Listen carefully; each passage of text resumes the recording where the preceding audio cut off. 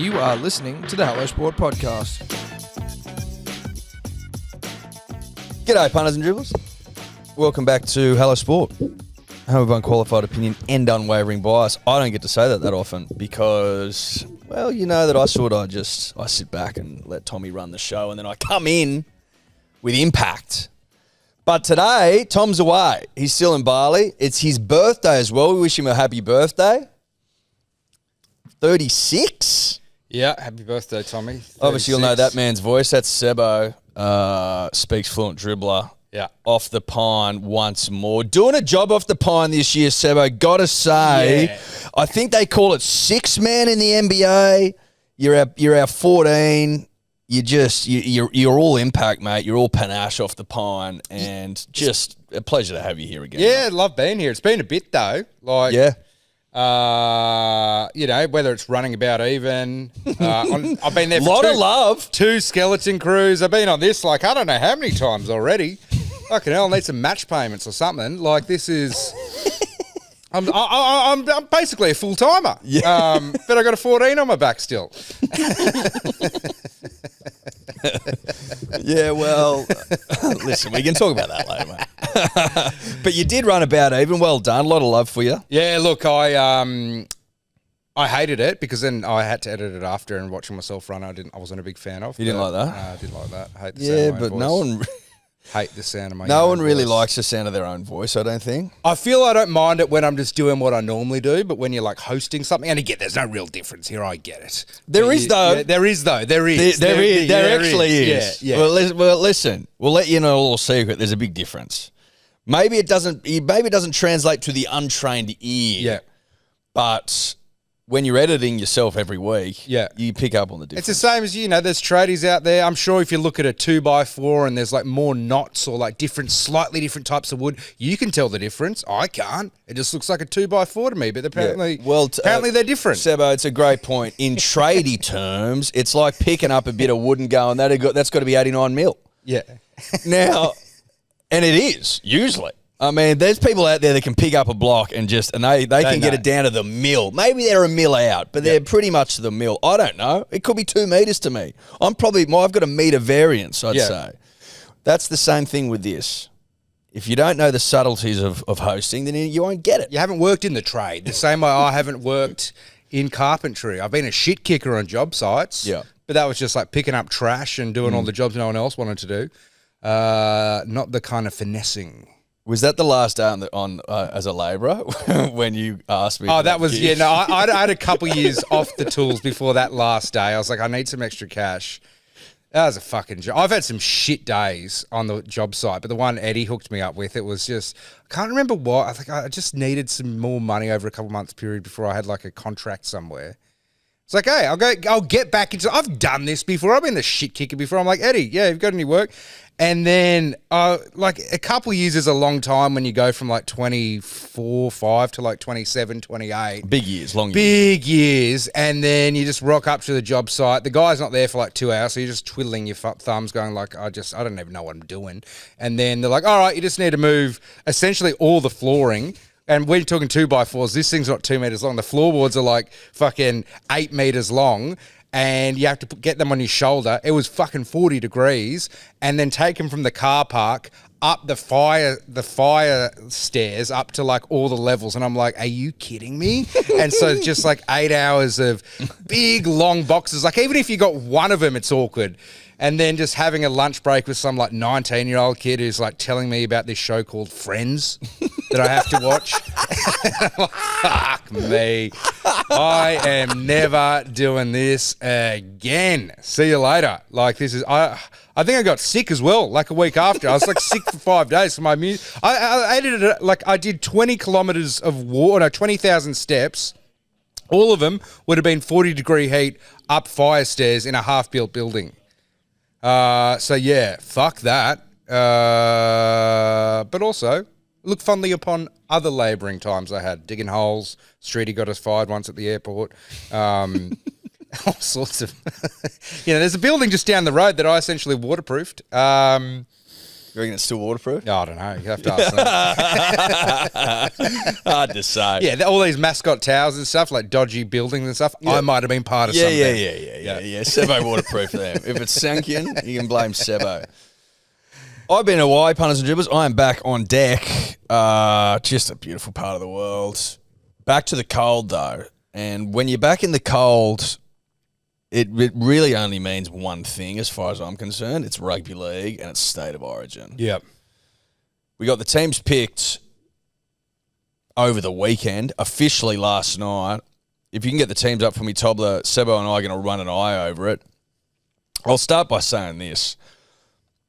Mitch Barnett out, Max King starting now, and then I believe Stefano. Yeah. Utikimano. Apologies, I'm not even going to try because I'll fuck it. That's the first time I can hear myself saying it in my head, and I'm not going to be able to do it. So I'm just going to say Stefano.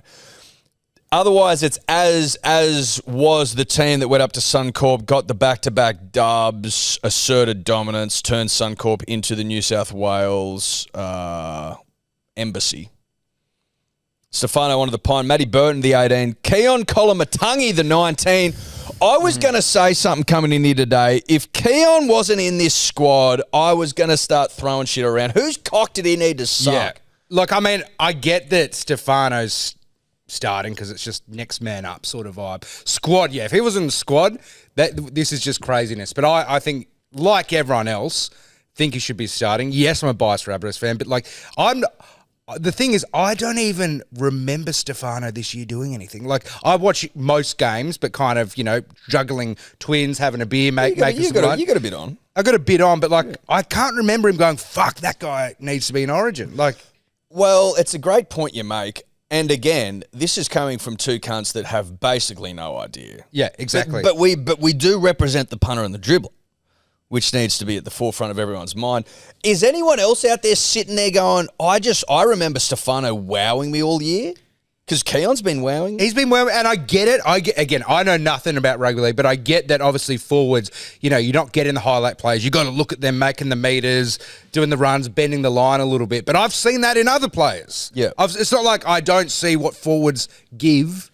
I just haven't seen it. But admittedly, when I'm watching Melbourne Storm games, I kind of put on like a 3 or 4 leg try score thing because you think they're going to flush a team and then aren't watching it as intently as others because they're not like, maybe the Sharks game was kind of close, but they're never nail-biter, have to watch every second of the game.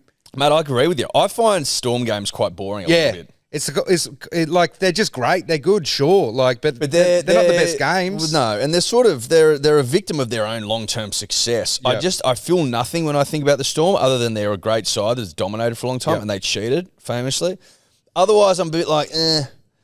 And Stefano, I think, unfortunately for him, has got lost up in my mereness towards the Storm.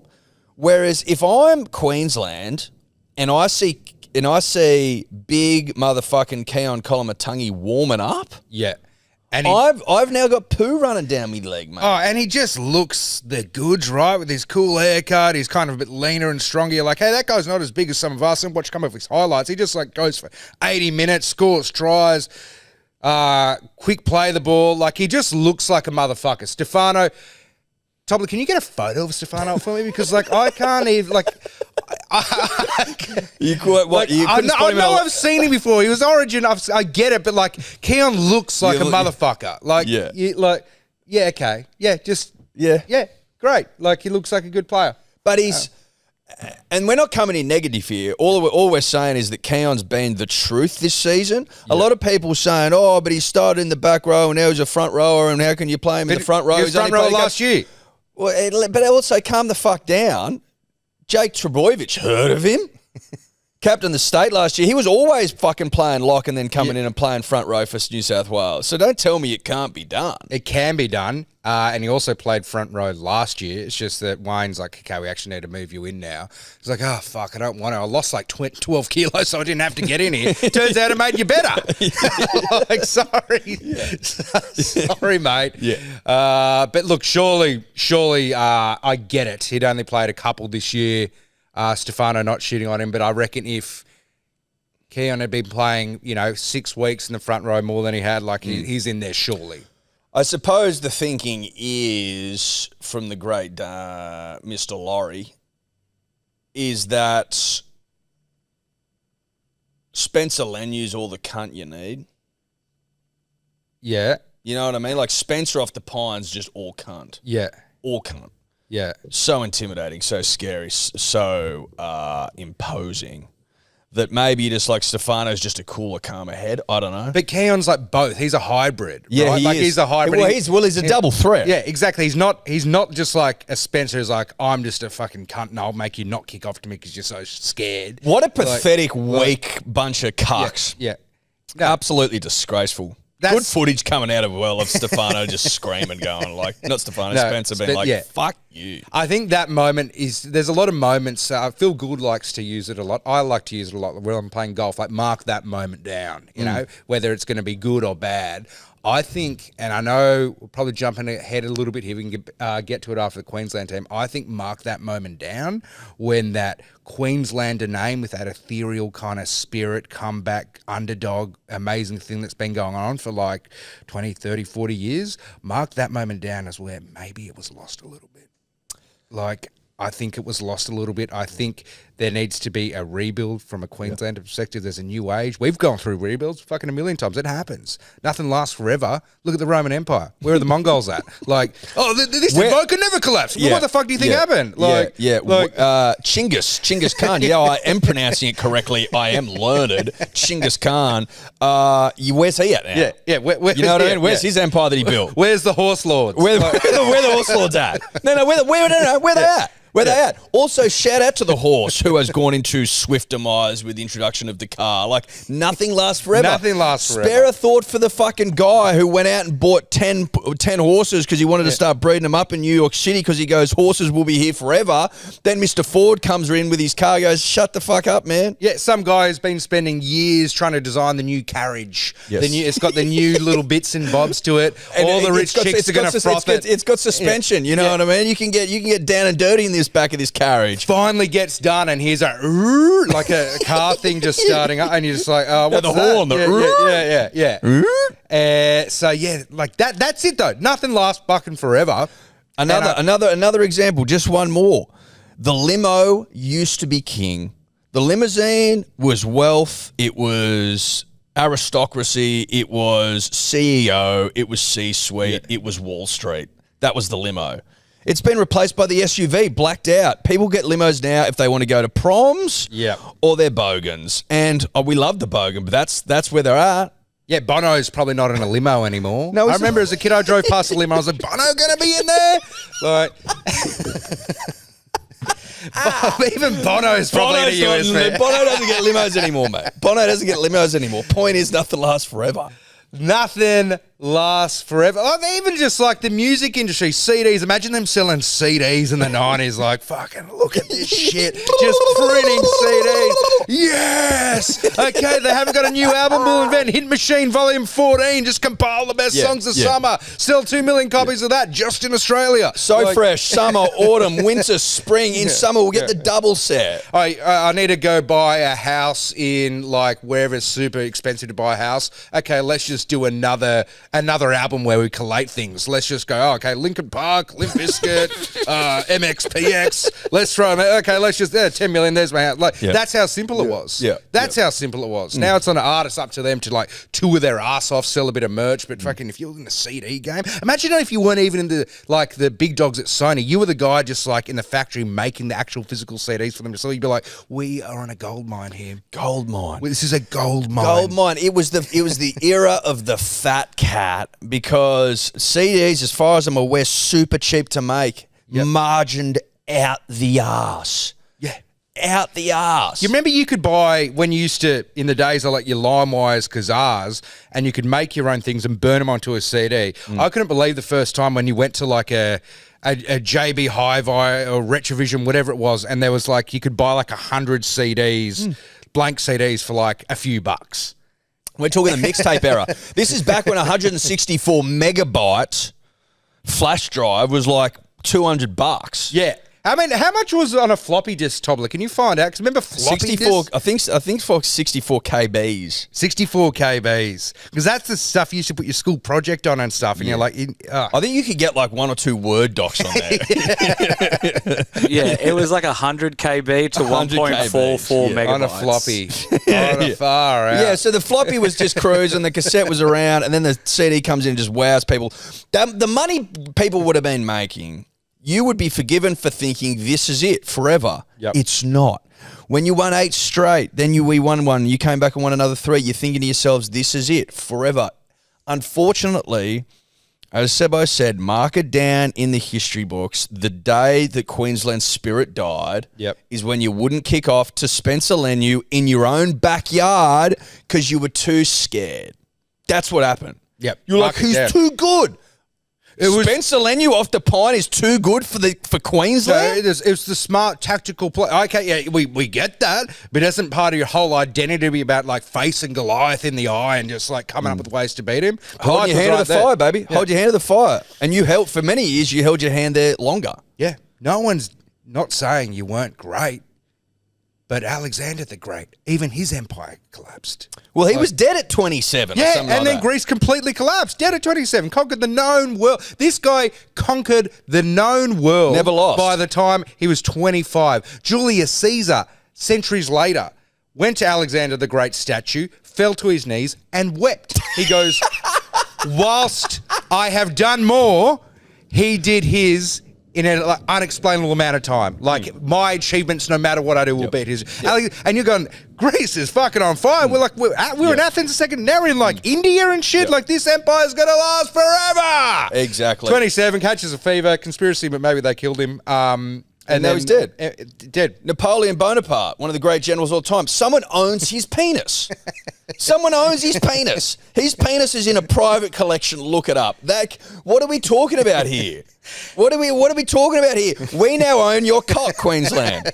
It's in Bonaparte style. We cut it off in game 1. After game 3, we already fucking got the scissors out last week. There's an arts and crafts for you. Arts and crafts. The most realistic fake version of a maroon cock with like Queensland burnt into it, and then the date of the, what would you call it? Cutting off. Is there a word for that? Surgical removal. The eunuch. Of whenever they didn't kick off to Spencer. Also get the time code of when Spencer didn't get kicked off to, and that's Queensland. That's their penis in a box. Look, your time will come again at some point. Well, maybe. But like, you had a good run there for what? Let's call it 20 years plus of like. Well, since 2005, so 20 years. 20 years. Yeah. 2 decades of greatness. 2006, so yeah, call it 20 seasons. Everyone's in awe of, pick and stick. Look at exactly what's happened. They didn't kick off to Spencer. The next Origin selection, we've already dropped in the captain. This is what I'm talking about. Watching empires crumble before. We've seen it all in history books. We've gone through the history repeats itself. Exactly. History repeats itself. The signs are there. Get out a textbook, punters and dribblers. Fire up Encyclopedia Britannica, okay? Get to work. And get to work. Because this shit's easy, baby. This shit's easy to predict. It's so easy. You lose your fucking cock. You gave it to us Napoleon Bonaparte style. New South Wales has got an embassy up there at Suncorp. You won't kick off to Spencer Leniu, which causes the whole thing. And now, when we had, as New South Welshmen and as fans of the game of rugby league, Sebastian, you and I, for 20 years, have had rammed down our throat, pick and stick, when we've never been able to pick and stick, and our hands are in the air. Yeah. It's not really been our style for the last 20 years to pick and stick. We've got too many weapons in the duffel bag. We don't know which one to pick. We've been over this a million times. When there's zombies at the gate, which rifle do you use? You know what I mean? In the end, we fucking... Yeah, okay, we lost that horde. Maybe that rifle's not shooting. Maybe we need a semi-automatic because it's a bit more accurate. Or maybe we can never really sure, whereas they've just always had AKs and they just get on with it. We need a big heavy machine gun, but if we have to move positions, it's taking too long. Like, we had a lot of weapons. We're trying to figure it out. Yeah. Whereas you motherfuckers have always been like, pick and stick, pick and stick, pick and stick. Well... I think, is this the first time Queensland's ever done this? Has this ever happened in rugby league? I saw a stat around 30 years. Hasn't happened for 30 years. Yeah, I saw that as well. But Origin's been going for longer than 30 years, so it must have happened before. I know Tobler's going to get me an answer. You've dropped your captain. I saw a toll somewhere, Tobler. Yeah, about a it's the captain first being time dropped? in 30 years. 30 years. First time in 30 years. That a captain's been dropped mid-series. Also very easy to pick and stick when you go to Mortals, but that's probably been said a million times. But just Yeah, but they've said it. They said it, though. Queensland are the ones that said it. yeah, I know you and I consider amused that it's easy to pick and stick with Immortals, but they still said it. And the chickens have come home to roost or whatever the fuck they're doing. You're paying the piper, whatever you're doing. Yeah. You've said shit, and now you're going to have to eat your words because you've just sacked your captain mid-season. Righto, Sebbo, you've heard of 4 Pines, haven't you, mate? oh, absolutely. I've heard of 4 Pines. One of the great beers of all time. We've obviously had the Japanese lager. We've had the dark lager, which is fucking terrific. But I want to turn your attention today to their e-com site because they've got some special offers. They're launching their merch range for the first time, okay? And they've partnered with a like-minded supplier, Sebbo, Yep. that does their own good stuff, right? So 4 Pines like to do good stuff, Yeah. good stuff for the planet, and this supplier likes to do good stuff as well through ethical practices and recycled materials, which is important. Obviously, Yes. we're all on Team Planet Earth. Absolutely, we're Team Planet Earth. They've got some nice stuff: jumpers, hoodies, t-shirts, like some good merch, some great 4 Pines merch. Yeah. If you want to dress in some 4 Pines merch, my friend, head to 4pinesbeer.com.au, check it out, okay? Yeah, You gonna do that for absolutely. me? Get a hoodie. I love a fresh hoodie or like just for winter when it is fresh. When you're wearing the one from a couple of years ago, it just doesn't have the same warmth, cleanly kind of huggy vibe. So if you need a hoodie, I think Tobler's wearing one today, isn't he? Yeah, it looks great. Yeah, it looks great. Shout out 4 Pines. What I would say to that is, like, DCE's not been... He hasn't been, setting the world alight this season. He had a great start to the season and has slipped, I don't know, maybe somewhere around like an announcement of some note. I'll allow the punter and the dribbler to pick the moment in time when potentially his form has dipped. But if Billy's job, and only job, is the selection of and then subsequent coaching of this side, amongst some other work he does, and he's riding horses with his shirt off and shit. Like, he does other things, but I'm saying that this is his key focus of the year, I would say. Were you not watching him being like, oh, he's ready to go, I'm not sure if he's ready to go? Surely if you're going to make this call, you make it at the start of the year. That's my thinking. That Mr. Hindsight, or is that like, am I just No, calling it that's how it my is? thinking with this stuff. And again, like a lot of this stuff will circle back to the death of the spirit, I guess, penis in a box sort of stuff. Because I can understand if at the beginning of the series, Billy goes, Sherry, I'm not going to pick you. We just have to usher in the next generation sooner rather than later. Yep. And you haven't been playing. Your form hasn't been amazing. Thank you for your services, well before time. Yes. But as a knee-jerk reaction, Like we did with Tedesco. it's the most un-Queenslander spirit thing you could do. Yep. A knee-jerk reaction when, we all know, I'm not going to get into the X's and O's of it, but the forward pack was completely obliterated. Like, what's he meant to do there? But it's the most un-Queenslander thing. And again, just a little side point I thought of, we still are Queenslanders, is what Billy said at the end of the last series. Isn't that a poetic kind of thing? Like if you're writing a movie about the end of the Queensland spirit, when you kind of think it's over, they want to say, we still are Queensland. And that's just echoing around, we still are Queenslanders. And every move you've done ever since then is not Queenslander. And dropping the captain is like, what hasn't been done for 30 years, who's been a loyal servant. Either you go, if we still are Queenslanders, if you pick him, you're like the captain of the Titanic. You go down with the ship for one series and it's a rebuild. Because if you go down with the ship now, cop it on the chin and then rebuild the next thing. But you're not going down with the ship. You're trying to pretend you are. Yeah. But everyone can see you on a lifeboat. The captain, he's still there. The doors are locked. And he's like, the captain's going down with the ship, guys. He's locked himself in. Who's that there in the lifeboat? Yeah. Mate, it's got to use a Titanic reference. I think these are always important. It's got a lot of Bruce Ismay about it. You know what I mean? Chairman of the White Star Line.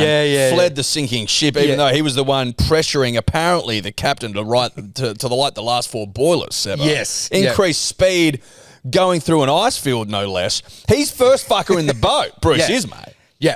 That's I feel like Billy and Bruce Ismay got a little bit, they're pretty similar because you've made your bet at the start of the season. You've said to your captain, you've said to your man, well, you're going to go with Cherry Evans. He has won us not 1, not 2, but 3 series where they basically, if you go back and look at it, shouldn't have won. 2020. All underdogs, right? 2021 or 2020, definitely shouldn't have won. 2022, probably shouldn't have won. 2023, they won, whatever. Or 23, 24. You know the math. 2 of the 3 we talked about on the last potty, they shouldn't have won, but they did. He gets up there and he goes, on behalf of the worst Queensland side of all time, fucking get that up, you lifts the shield. The man's been there, done it. He's played with Billy, for fuck's sake. They were teammates. Yeah. They were teammates. And now he's got the pick out. Bruce Ismay style into the fucking spine. Sorry, but he's your captain. And he's done a lot for the jersey. And we're still Queenslanders, are you? Because it doesn't feel like you are anymore. I get that you can sell to me at the rugby league market, Sebastian. I get that you could sell to me, is there better options than DC? And I would agree with you. Yeah. I'd be there and I'd be agreeing. But I'm sorry. At the start of the series, you made a decision. This is our captain to lead us through the series. Yep. And he's our man with the jersey number 7. To turn around after a humiliating loss and fuck him off. It wasn't his fault you fucking sucked. No. Across the board. No, everyone sucks. One player had a good game, Tino. Harry Grant was awful. Yeah. Are you dropping him? Like, what do you know what I'm trying to say? I know exactly what you're trying to say, and it's just about that thing of going, maybe they do win this game, though, and maybe Billy comes off as a genius, but even then, I don't think so. Identity and the spirit and the we are Queenslanders, all that is gone to ash now. It's ash. Yeah. It's ash. Go get a little... It doesn't mean anything. Doesn't mean anything anymore. And that's just, you have to make a new identity, a new brand. It happens to everyone. It's probably happened to us a few times. It definitely has, right? And now Queensland, that's the sad thing for you guys, because now, even regardless of the result, you know deep down that something's changed. Something's shifted. You're in denial about it, so now you're getting explained to you right now because you're in denial. You can't process these things logically. You're in denial. You're emotional. But this is what's happened. And now you're going to have to come up with a new identity. And unfortunately for you guys, you can't do the weapons in the duffel bag identity like we do, because it doesn't look like the weapons are there either. No. You're in a lot of trouble. You also got an aging kind of spine, like... Well, it's a great point. It's a great point, because we've always had we have the weapons in the duffel bag rhetoric to fall back on. Yep. Always. And you got to understand this, Queensland. Sebbo and I are actually quite, I think we're in a good position to be able to comment on something like this, because we've been through the muck. Yep. We've been through the shit. Yep. We know what fucking around looks like, because we've been there, done it.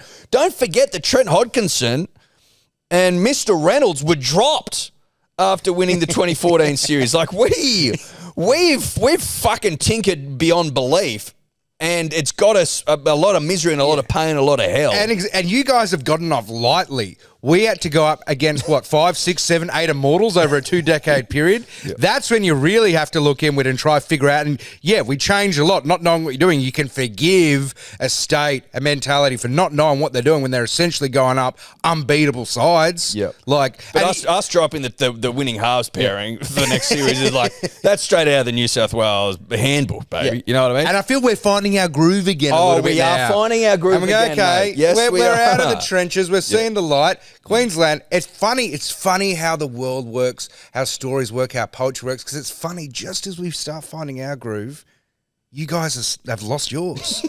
How does that work out? No, it just works in mysterious ways. And can I say something, Sebbo? What a time to lose it.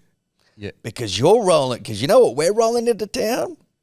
With a pack of men. With a pack of fucking straight up dogs, bro. Like, look at our fucking side. Yeah. Dylan Edwards, Zach Lomax, Brian To'o, Stephen Crichton, Latrell fucking Mitchell, Mitch Moses and Nathan Cleary, the halves pairing, for fuck's sake. Reece Robinson, Pex Pipes Browse, baby, up front. Angus Crichton, Liam Martin, Isaiah Yeo, Spencer Lenu, Max King. Payne Haas. You fucked. And then you're fucked. You could take out 5 of them and it wouldn't make a difference. Hudson Young's off the pine, Sebbo. Spencer Lenu off the pine. Guys, Connor Watson off the pine. That can fucking NRL and can fucking earn. Queensland rely on nah, he might not be that good, but put an Origin jersey on him and he's a good player. Yeah. That thing only lasts for so long. And it also lasts when you've got 20 immortals around you. Yeah, exactly. Like, okay, Exactly. so this winger outside Greg Inglis is going to play good. Of course he is. Yep. Of course he is. Yeah. Okay, a second rower with like Lockyer, Cameron Smith, Cooper Cronk all around. Of course he's going to have a good game. Yeah. Of course he is. Yeah. Of course he is. Now go find your guy. Exactly. Bringing into camp blokes that need to wear name tags worked when Cameron Smith's the fucking dummy half. Yeah. Like it's a different time for you guys. Like, look, and Ed, you just read our players. Like all those guys, if you had action man figures of all the Origin players, like your Trells, your Payne, like New South Wales would outsell maybe Kalen Ponga for the young kids. Queensland would get it, but like action figures for the young kids. If you tried to even make it neutral, like just New South Wales is outselling them on the market. Yeah. No, that's like they're just outselling. That's a great point. If these are GI Joes, you know what I mean? Which Queensland GI Joe are you buying? Kalen Ponga, yeah, because he's young and he's hot and he's fast, he's cool. Yep. Maybe people are buying a few monsters. Like, are people buying the Trentley Arrows? Exactly. Even if you took Origin out of it, right? Pretend there's a world where what we just said doesn't exist. Just action figures for their club, right? Yep. These players are action figures for their clubs. And so you're taking the Origin out of it. No one's buying a Liero. What about a Kurt Mann? They sold out a Trell before it was even on the box. Trell's like Turbo Man. You said I'll get a Trell for Christmas. You bought a Kurt Mann. Imagine that, waking up on Christmas morning and you've been given a Kurt Mann. You were fucking blown up. It's tantrum time. And then your cousins come over and they got Latrells and Stephen Crichtons and Payne Hards. Like, fuck you, Mum. Yeah, exactly. Like, that's what's happening. Ponga's the only guy that might outsell, a Dylan Edwards. Sure, we get that. Maybe. But, like... Probably. Yeah. But you guys are just, the team's just not selling at the market. It's just not selling at the market. Discontinued. You're Curdy Capewell. Love Curdy Capewell as a player, but you have to discontinue the item. Mate. No one's buying it. That side is in the bargain bin. It is. It's in the big W bargain bin, this side. Go low. Yeah. Go low. Best and less. Yeah, you're not getting many authentic stickers on the boxes. No. It's actually not even the same brand anymore, some of those players. They're just the cheap Temu rip-off because the people who actually make the money aren't producing them anymore. Yeah. Like, who else is there? Bloody... Get the side up. Get the Golos up. Get the Golos. Curdy Capes. Yeah, comes back in the side. Warriors going, well, sure, whatever. Paddy Carrigan.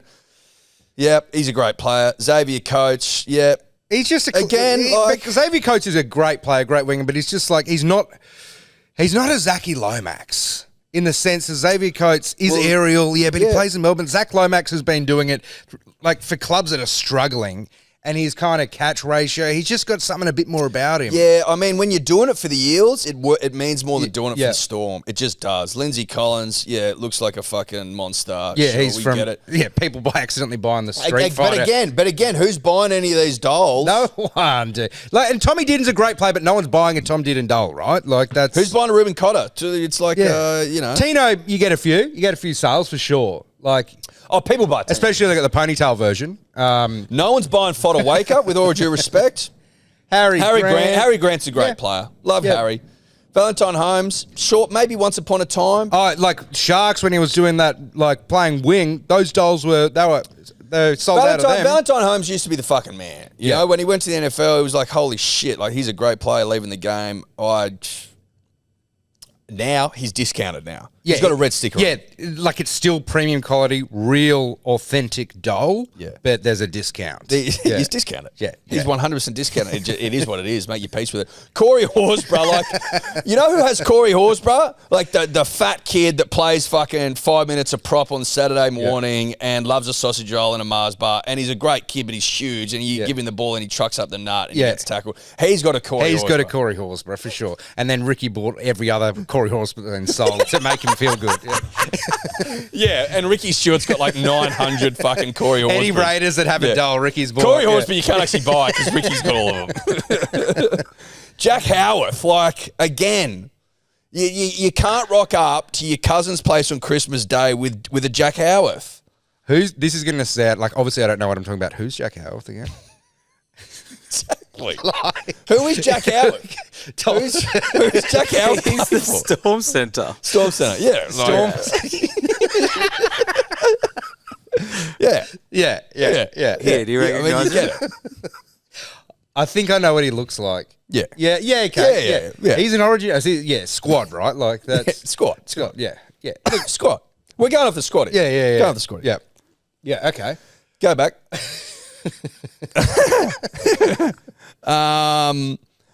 Trent Liero, again, we've been over here. Ezra Mam. Now, Ezra Mam's like a naughty doll your mum doesn't let you buy. Yeah. You're not getting. Yeah. No, Because he's like an X-rated doll. Yeah. Extra. Your mum's not getting you Ezra. No. Like there are Ezra's soul, but it's more like divorced dads getting their son a gift. You know. Yeah. Trying to win him over. Yeah. The drunk alcoholic's father who's not been around much. He's like, I got you an Ezra. It's like, right, well, have you been reading the news? You paying attention, Dad? He's been fucking at the bottom of that bottle, son. Get it together, mate. You know what I mean? Like your dad used to be a high fly, like he was in real estate. Now he's fucking selling couches or some shit. You know what I mean? Yeah, Bing Lee. Yeah, he's a Bing Lee. Yeah. And he's not a manager. And he's pissed a lot of the time. He gets you an Ezra. He gets you an Ezra. Try wins you over. Yeah. Some affection. Kurt Mann, if you took Kurt Mann to school in the playground, you'd get bashed. Simple as that. Very simple. In fact, it's a kind of doll that your mum would buy you, and you don't want to let your mum down, so you pretend to pack it in your school bag. Well, what's the Bart Simpson's game? The golf game. That's Kurt Mann. What's that called? Lee Cavello's putting challenge. Lee Cavello's golf challenge, I think. Yeah, that's Kurt Mann. That's Kurt Mann. That's Kurt Mann with all due respect. Lee Cavallo's putting challenge. Putting challenge. You have picked driver. May I suggest putter? That's Kurt. Look, Munster, you'll get one. You'll get a few Munsters. Mate, Munster. You'd have a couple Munsters. You bring a Munster to school, you're getting roots. I think, like Munster's a great one. Yeah. Like, you're not going to... I'm not going to knock it. You can't knock it. I'm not knocking Cameron Munster. Absolutely. I reckon Munster's even, like, probably worth it. The doll would have, like, alternative jersey options as well. Like, you could get a few different options. Put it this way, Cameron Munster makes our side. So, you know. Sorry, Mitch Moses, but Cameron's that man. Nanai... The doll's not selling out. No. Yeah, he's a good. Like, if you don't understand what this concept is, you don't get it. Like, yes, he can score tries, but the doll doesn't sell because he's not in the front of everyone's mind. Because he scores some tries, but he lets him in. He's just great. This is about the sale of dolls here. Yeah, sale of dolls. Are you getting it? You're getting We've it. been doing this bit for about 10 minutes. If you're not getting it, you can't be helped. You may have been lobotomised recently. Kalen Ponga, obviously we've been over at the man. He sells to the market. I wouldn't be. Can we get up 2024 jersey sales? Is there a number on that? I'd like to see where Mr. Ponga fits in. I assume Nathan Cleary sells the most, but I could be wrong. Could be Ponga. People love him. I feel Ponga, if I was a 14-year-old guy, you know, neutral who you support or whatever, something about Ponga over Cleary, just something about his, I don't know, especially as an early teenager, he's a bit of an individual. He's sexy, man. He's a cool guy, you know. Yeah, he skates and shit. He skates. Yeah. He's got a look. He's got a vibe. He's got a lot about him. Yeah. You know, he nips into the dunny from time to time. I'm not condoning it, but it's like it adds to his mystique. Yeah. Yeah, he's definitely more mysterious, especially as you're going through those puberty years where you're going from boy to man. I feel like Cleary kind of fits that perfect boy, like pin up, good looking, clean cut. Then as soon as you start feeling these weird feelings and hair starts growing places and you're feeling a lot more kind of self-conscious, but then also like sexual, like what's going on? Who am I? You start Kalen's my favorite hero. Exactly. Well, he's got a bit of leather jacket. But he's pulling it off. Yeah. You're like, he's definitely... Like year eights would love yes, Kalen lad, 100%. I can't find any stats on jersey sales for last year. They don't do it? But, I don't think you can even get the name on the back. No, I don't think you can get the name on the back. It's crazy. You can in Origin, is that it? Yeah, I think so. You can't even get the name on the back, can you? Nah. Fucking hell. There you go. That's I'll keep seeing if I can find some. That's madness, really, if you're thinking about it. Oh, it's absolute madness. You want to talk about making money? Fuck me dead. Robert Toyer. Bobby Toyer, sure. Young kid. He's a new doll. No one's really heard of him. He's got a lot of potential. Yeah. Yeah, like it's a new generation of doll. Maybe the features can do a little bit more, like how you can like stand it in certain positions. He's not. But no one's buying a Bobby He's toy. not a Buzz Lightyear. No, but you send out the new features first in a doll that not many people are going to buy to see if they complain about the features. And then once the features get the green light, that's when you throw it on a Kalen. The remodeled Kalen, the new gen. Yeah, you're testing shit on Bobby Toyer. You're just testing shit. That's the Queensland side. That's why you get fucking humped into the earth next year, Wednesday. Because I tell you what, It's the dolls from fucking the last 20 years of your GIs are still selling. Oh! They're still selling. Oh! This ain't selling. Oh, my God. Greg Inglis outsells every single one of these fucking dolls, bar Ponga. Yeah. Like easily. Easily. When your coach outsells you got a problem. When your coach is outselling you, huge problem. Huge problem. Righto, Tobler, you said you've got news re Queensland from Pete Padell. Yeah, so an hour ago, Pete Padell's just put out a tweet saying that Pat Carrigan's been dropped to the bench, Trent Liero's going to be starting lock, and Curdy Capes and Cotter are going to be the back rowers. Horsburgh misses out, and Ezra Mam's going to be 18th man. Right. Why would Pat Carrigan dropped to the bench? New lock Liero, Kurt Capel and Ruben Cotter the back rows. Well, Well, where were you going to play him anyway? But Kurt Capel and Ruben Cotter are the back rowers. Corey Horsburgh misses out. See, I'd be playing Corey Horsburgh. Yeah. I'd be playing Corey Horsburgh. The man's a fucking machine. Oh, not a machine, but he just brings panache. Yeah. He brings cunt. Yeah, red nut power. Like, it's just... He seems to, if he had batteries, if these were the dolls that we were talking about earlier, if he had batteries, his would just go forever and just go a bit stronger. I feel like he's not flashy, but I tell you who is not for not kicking it to Spencer. It's Corey Horsburgh. He'd be like, kick it to Spencer, and I'll fucking take him on 100%. Even if I'll line him out. Yeah, even if he doesn't like smack him, he's up for it and will do a good enough job that it's not an issue. You just kick to Spencer and I'll take care of it. I got to be honest with you. I'm confused by this immensely. My rugby league brain, which isn't that developed, is struggling to comprehend why Patrick Carrigan is not lock. Yeah, again, my rugby Trent league... Liero, that guy, and I'm not even joking, had to wear a name tag to Origin camp. Yeah, I mean, the only thing... Patrick Carrigan's been dropped. What's going on here? Is this just... Has Billy lost his fucking mind? I Curdy think Capes so. and Ruben Cotter, the back rowers? Well, the Carrigan thing, like...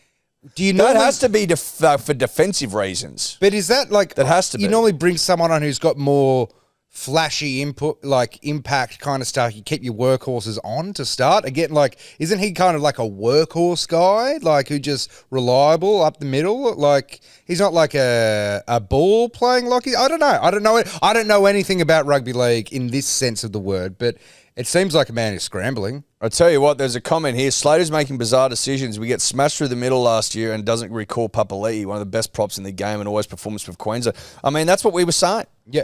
That's what we were saying. Just put him on for 20, 25 minutes. He'll scare a few people. Like, Paps will do a job. Do some damage. He'll do a job. Like, I'll be honest with you, this side does not scare anyone. I know. And the funny thing is, if you said that... Kurt Capel and Ruben Cotter up against Liam Martin and Angus Crichton, righto. Isaiah Yeo up against Liero, righto. What the... Payne Haas in amongst all that shit as well. Tino's the only guy having a crack. Carrigan dropped. That's crazy to me. That's crazy. Well, is he? No, he's not the captain. Who's the captain? Munster. Well, apparently, we didn't actually talk about that. I think Cameron Munster has been announced captain. Proud of him, happy for him. Great style of a bloke. Yep. He's won series by himself. He's literally won an Origin series by himself.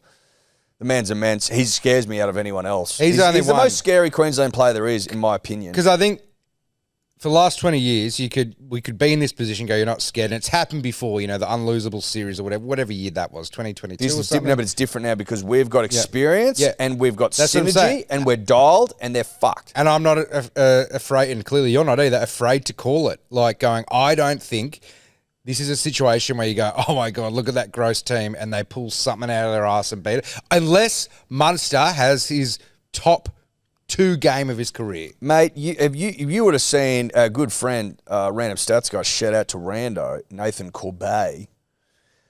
He said that I think, and you might be able to get the stat up for me so I'm not inaccurate, Tobler, is it like 8 of the last 10 tries scored by Queensland in State of Origin, they've been against 12 men. Oh, really? 8 out of the 10. 8 out of the 10, we've had a player in the bin. That's crazy. Crazy. Game 1, they won when Suoli gets sent off in like the first 10 minutes. They're not winning that game otherwise. I cannot see how Queensland beat us in Perth. We're 2-0 there. We averaged 32 points. It's good night nurse, I reckon. Only thing is just a classic bit of hubris. That's all it can be, is that if New South Wales, the team, are feeling the way we are right now, you want them to feel confident. It's just if hubris... No, but there's something different. There's always been, But the reason why you can't get the hubris is because we've had 20 years of facing immortals. And this may shock some people, is that I will always bleed as blue can get. So sometimes I've said things without fully, in my heart of hearts, believing them. Yeah. I got to be honest with you. I cannot see how you beat us next Wednesday. I cannot see a world in which you beat us. If I'm going to be even more and honest maybe I'll than have that, to fucking eat me hat or me undies or whatever the fuck you want me to do. But like, I've got to be honest. I think you get absolutely pantsed. I think this week we could put 40 on you. and I'm going to be even more honest that I think Origin might even be in trouble for a little bit for 3 or 4 years. 100%. Like, I mean, people I like said the that. contest. As much as I go for the Blues, again, I'm a big story guy. You always want it to be a tight clash and thrilling game. I'm worried that for the next 2-3 years, New South Wales is just going to absolutely obliterate them. And what the other thing you got to remember, Sebbo, worth considering, worth remembering, you start to get this if you've seen a few winners. You can't have it all. You can't have the most narrative, storyline-rich NRL season in recent memory and a good Origin series. You can't have them both. No. It's one or the other.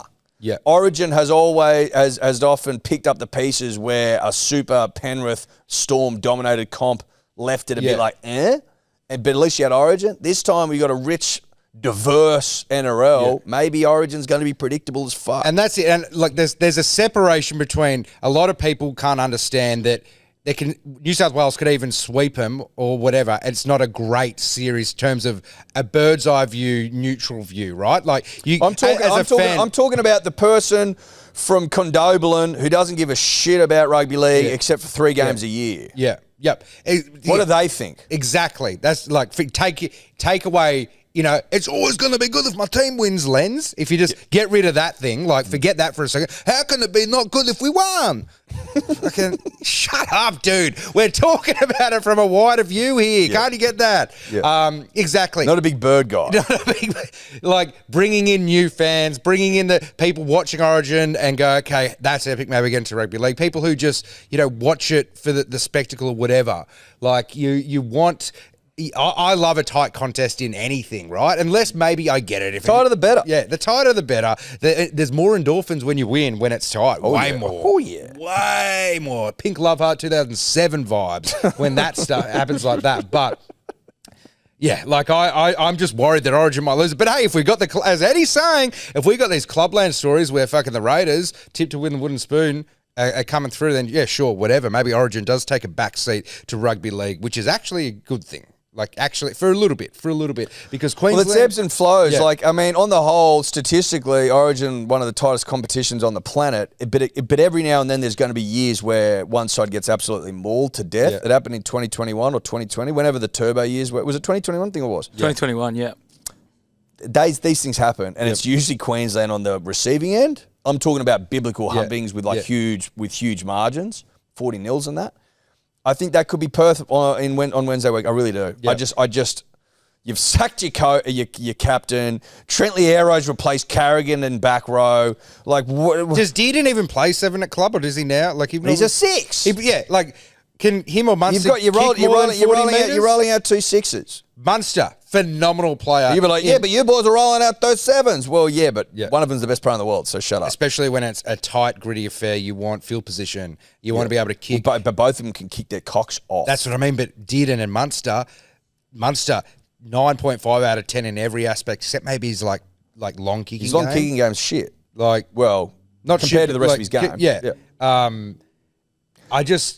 And you know what? This is all feeding into like Queensland somehow winning the season. If that does, as a New South Wales fan, I'll be like, okay, that sucks. As like somebody going, you can, mate. If put it this way, if Queensland win this series, you can turn around and scream down my throat. Yeah. You don't get Origin. Yeah. And I will have to concede. Same. And I will have to concede. I'll concede with a smile because I go, that was the greatest spectacle I've ever seen. I'll go, oh. What Trent Liero did? I actually have no idea what I'm talking about. Like, not only do I have, it's not like one or two out of nothings. It's like I know nothing out of nothing. Negative. I'm fucking clueless. But I just got to be honest with you. There's been too many signs. Before game one, when Cameron Smith's asked what he thinks of the game, he says the back five terrify me.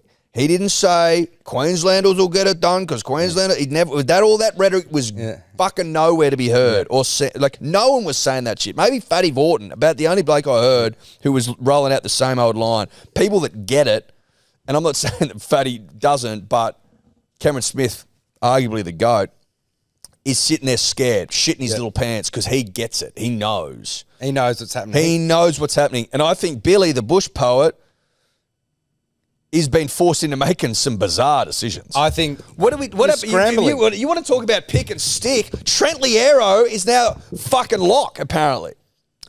Yeah. DCE's been dropped. That's scrambling, though, right? I can understand changes for tweaking game plans, but that looks like scrambling. Here we go. Kalen Ponga 1, Xavier Coates 2, Bobby Toyer 3, Valentine Holmes 4, Hammer 5. So this is official now? This is official now. This is apparently. Yeah. So Holmes back to centre, Hammer to the wing. Interesting. Wouldn't Val would be more metre yardage guy, wouldn't he, than Hammer? But maybe they... Well, that's got to be a defensive decision. It must be. Yeah. You would think. Cameron Munster the 6, 7, Tom Dearden, Mo Fodawaker, front row, Harry Grant, hooker, Tino front row, same as usual. Cotter 11, Capewell 12, Trent Liero 13. Very interesting. Kurt Mann the 14. Oh my goodness. Lindsay Collins, Jeremiah Nanai, and Patrick Carrigan the 17 has been dropped. Huge.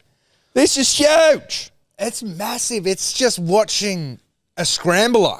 Oh, this is good stuff. It's last throw of the dice sort of shit. Fucking all get to me veins stuff, son. It's Hail Mary, fucking Madden 05. Yeah, but Hail Mary without any cattle. Sorry. But maybe you're just trying to try combinations that provide magic, but it just doesn't seem... Well, let's just nip over to Ned's for a brief memento. What are the punters thinking? Surely New South Wales getting absolutely pantsed here. What's the line at? Oh, the line getting... I'm going to lick the fuck out of the line. 9? Oh, mate, if it's not 10, I'm not here. If it's not 10, I'm not here. What's the biggest... Oh, Brando, we need to know the It's 8.5, getting licked. Yeah. 13 plus, you can fucking book that in. What are we paying? $2.35, 13 plus. That's houses.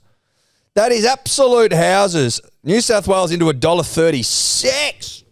I've always understood the saying that Gus likes to use a lot. Forwards decides who win, backs decide by how much. I've never seen it more of an example when you're watching New South Wales forward pack against Queensland. Like, it's just good because you can go, oh, Munster can pull anything out. He can if he's got a bit of momentum and they're in the back for a little bit. But if they're just getting crunched, it's just like the forwards decide who wins, the backs, like, so they just don't get a chance. Like, Tino's literally there, fucking, all right, I'm going to try. Tino's fucking Jon Snow pulling out the sword as all those horses are coming to him, but the reserves aren't going to come this time. There's no reserves coming. Like, Sansa's not coming with reserves. Well, it's like Trent Liero's not going to kill Dane Haas. Exactly. Exactly. And then also... when the boys want a breather, the big boys want a breather, truck a nut out of trouble. Who you got? You got the PCM King, Brian Toto, and then you got Zach Lomax, who gets into shitloads of work. Shitloads of money. Brian Toto is just a tank, right? Like a mini tank where you just like, you know, you just can't stop that guy. 200 metres or something. Like, how many metres is, like, I mean, it's hard to see, but, like, Hammer doesn't seem like a guy who gets a ton of yardage back from the kicks, right? Like, he's a great player, like, through the middle, offload, quick as fuck, centre for Australia. Like, he's an amazing, but he doesn't strike me as a yardage guy. I don't know. Coates, yeah, he's all right, but, like, And then Cotter on the edges, just Gussie C, Liam Martin. Now I feel bad for Queensland. A lot of people, in just reading the comments here, can we just can you zoom in? I want to read some comments. This is on Bloke in a Bar's post. Pat Carrigan at 17, what's doing?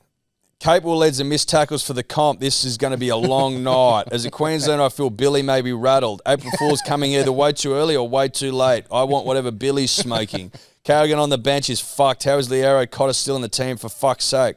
So rather than dropping Liero like he should have, he starts him. Someone says underdogs, ? Pick and stick, still losing. Billy contracted a case of fitleritis. I tell you what, this is wild stuff. it's kind of like Billy strikes me as a guy who hasn't lost much or sucked at much in his life. He was always in the A's, first picked. He got a contract. He's won multiple Origins. He's Life was too good. Life was too good. And now he's entered an arena where it should always be 50-50, where he's always entered an arena where he's like, I'm basically the best fullback of all time. Not going to win every year premierships or whatever, but like he's always But I win a lot. I win a lot. I win more than I lose. I go well at things. I'm crushing it. I'm on the commentary team now. And now I'm on like a horse in the Melbourne Cup. Whatever I'm doing there, I'm winning. And then now it's just like... and the first time I took over, he's like, I won. And now he's like, oh, fuck. Like last year, he's like, wait a second. Maybe I'll just do the classic, we're still Queenslanders. Maybe that'll work. Now it looks like he's like, I don't know what to do. Like, I haven't felt this, but Billy, I felt that 100 times before year two. That feeling you're feeling right now. Fucking losing, sucking at shit, not getting picked up in teams. School's inventing sports for me to play, even though it's just me hitting a tennis racket at the local tennis court because I'm not in the cricket team, not in the A's or B. Like, I've felt it a million times, motherfucker. That's why I don't scramble as much, because you're scrambling more than anyone else I've seen in my life. This is a pure Billy Slater scramble because he's never lost anything. He's too good. That's a compliment. It's a compliment. Yeah, it is. This is a man that has just won. Everything. Who is now losing, going, what in the fuck do I do? You know what I do? I start Trent Liero over Patrick Carrigan. Huge. I doubt there would be many examples where Billy was put in the friend zone, didn't hook up with the chick in Fast and Furious 2 that he, like... Oh, Billy's always got what he wanted. My year 8 crush, Matrix 2, Reloaded, boom, sitting next to the chick that we're kind of flirting, haven't hooked up yet, want to ask her out. I'm just sitting there watching Keanu, trying to build up the confidence, like, okay, Seb, time to do it, turn, and she's hooking up with the guy next to me. I was next to her. I was like, motherfucker! So that's what I had to go through, Billy. That's what a lot of people go through. You didn't. You didn't, man. And that's what, now you're feeling what we all feel. What do I do? Do I hook up with someone else to get my own confidence back? Do I delete her number? What's going on? Do I tell her even though she's kissed this? That's what you look like doing those changes. Yeah. Well said. Couldn't have said it better myself. Billy getting humble. Love to see it. Go New South Wales 13 plus. Lock it in now. Seb, I want to shout out a good couple of mates of ours. You know them. I know him. We all know him. The greatest bookie of all time, Neds. Yep. God, I love Neds. They are just a great app that works seamlessly, that does a job, that does what I ask of it. It does. No fluff, just good stuff. And it allows me to have a punt every week, sometimes on the ponies, but mostly on rugby league. From a about even perspective, you are now breathing down my neck, metaphorically. Yes. It's good to have some competition. And I'm hoping some people copied some bets and some profiles of the last kind of, maybe not last weekend, but the last month has been a very good month for Sebbo. You've had a great month. If you want to follow Sebbo's bets, you're going to need to get Ned so you can go on his profile and you can just nick his bets. Yeah. If you nick his bets, you're going to be doing pretty well for yourself, especially over the last month. If you're nicking my bets, you're up. Yeah. If you're nicking all of both yours and mine bets all year across every game of rugby league, you're nicking all of them, you're actually up. You're up. You're up. Shout out to Neds. You win some, you lose more. For free and confidential support, call the number on screen or visit the website. All right, let's transition, Sebbo, if you don't mind, me old mate. Yep. Into the round that was. Mm-hmm. Need to just I think just off the top, need to get it out of my system. Need to just address it. Need to acknowledge it. I think that's part of being not that I'm addicted to Manly, but there are problems. It's become toxic at times. You need to sort of like own things. I said on the podcast when I was Hawaii, I'd had a couple of Mai Tais during both of them. So I'm not 100% sure on what I said, but I'm sure I said that Newcastle will beat us. Did I say that, Tobler? I can't remember if it was that specific or if it was like, this is a game we would lose. Something along those lines, I'm pretty sure. Whatever. Don't fact check me. Again, I had a couple of Mai Tais on board. If you've been to America, particularly Hawaii, they make them strong. 2 will get you going. It's just, you look at this game, and I'm not going to give too much away from About Even, but I saw Guru's bet, and I saw it and I go, you don't get Manly. You watch a lot of rugby league. You watch probably more than any living man currently, but you still don't seem to get the Manly sensibilities. The Manly I've watched outside of the year 2021 where we humped all the shitters has always lost to teams like this. Yep. Newcastle coming off just a diabolical run at home, raining Thursday night. We get out to a 16-0 lead at halftime. Yep. You think job done, wrap it up. Like you've come, you've seen, you've conquered. Let's go home. We may as well fucking call it off now. Go for an early shower, everyone. Save ourselves the cold. Yep, that's what you're thinking. That's what I mean. That's what happened to me. I have to go to bed early. Twin babies who don't sleep at night need some grommets. So staying up till 10:30 is quite hard. And I'm on the couch. I'm warm. I'm under a dune. I got the heater on. Got my puppy Wallace, even though he's 4 years old, next to me. Yeah, but they're always puppies. He's always a puppy. He takes up basically the entire bed. I get like a sliver of the bed. It's like Millie, Wallace, me. Well, this is his right. And so half time, I dozed off. You know, one of those dozes off where you're so tired that like you're kind of half fighting it. You know it's going to happen, but like you're feeling it come on. It's overwhelming. Yeah, and then when I woke up with that like, I'm not sure if I'm awake, kind of jet laggy, kind of trippy. I've been asleep for 40 minutes. What's going on? And the screen in front of me said 20. No, it was extra time. It was extra time. Yeah. And I go, what's? And I go, I had to check my phone to double check what's going on. Like I'm like, this can't have happened. They were crushing them, right? Yeah. They were crushing them. Like, what's going on? And I woke up just as Ponga goes over at the end. I'm going, lost my bet because I had Manly at the line, but I'm like, this is just so funny. It's Manly because it is Manly because I hated Manly more than any team ever because I've known Tom, Eddie, a few other friends that go for them and for forever, and it's just annoying as hell. There's a few of us. I can't in stand the group. It. Exactly. Obviously, when Tommy Turbo came in and does the 2021 season, you can't help but like want Tommy to go well. It overrides those annoying fuckers where you're like, all right, whatever. But there's still a piece of me that just fucking loves it. Watching Manly just lose to the Knights in that fashion as well. And then, no offense, Tommy, like it's looking like the Trebojevic kind of premiership that we're all maybe excited as like neutral rugby league fans. It's looking further away than it ever has. So you're like, you know what? I can just get back to laughing my fucking ass off when this happens to Manly. Because fuck them. Like, they fumbled a lot of stuff of late, of last few years. We all wanted a Turbo to get a premiership. Manly, you can almost blame Manly for it not happening. So yeah, like I still feel bad for them because Tommy's still in the team. But this is a Manly performance. I like the players as well. I just hate these guys. I hate Tom, Eddie, all the friends.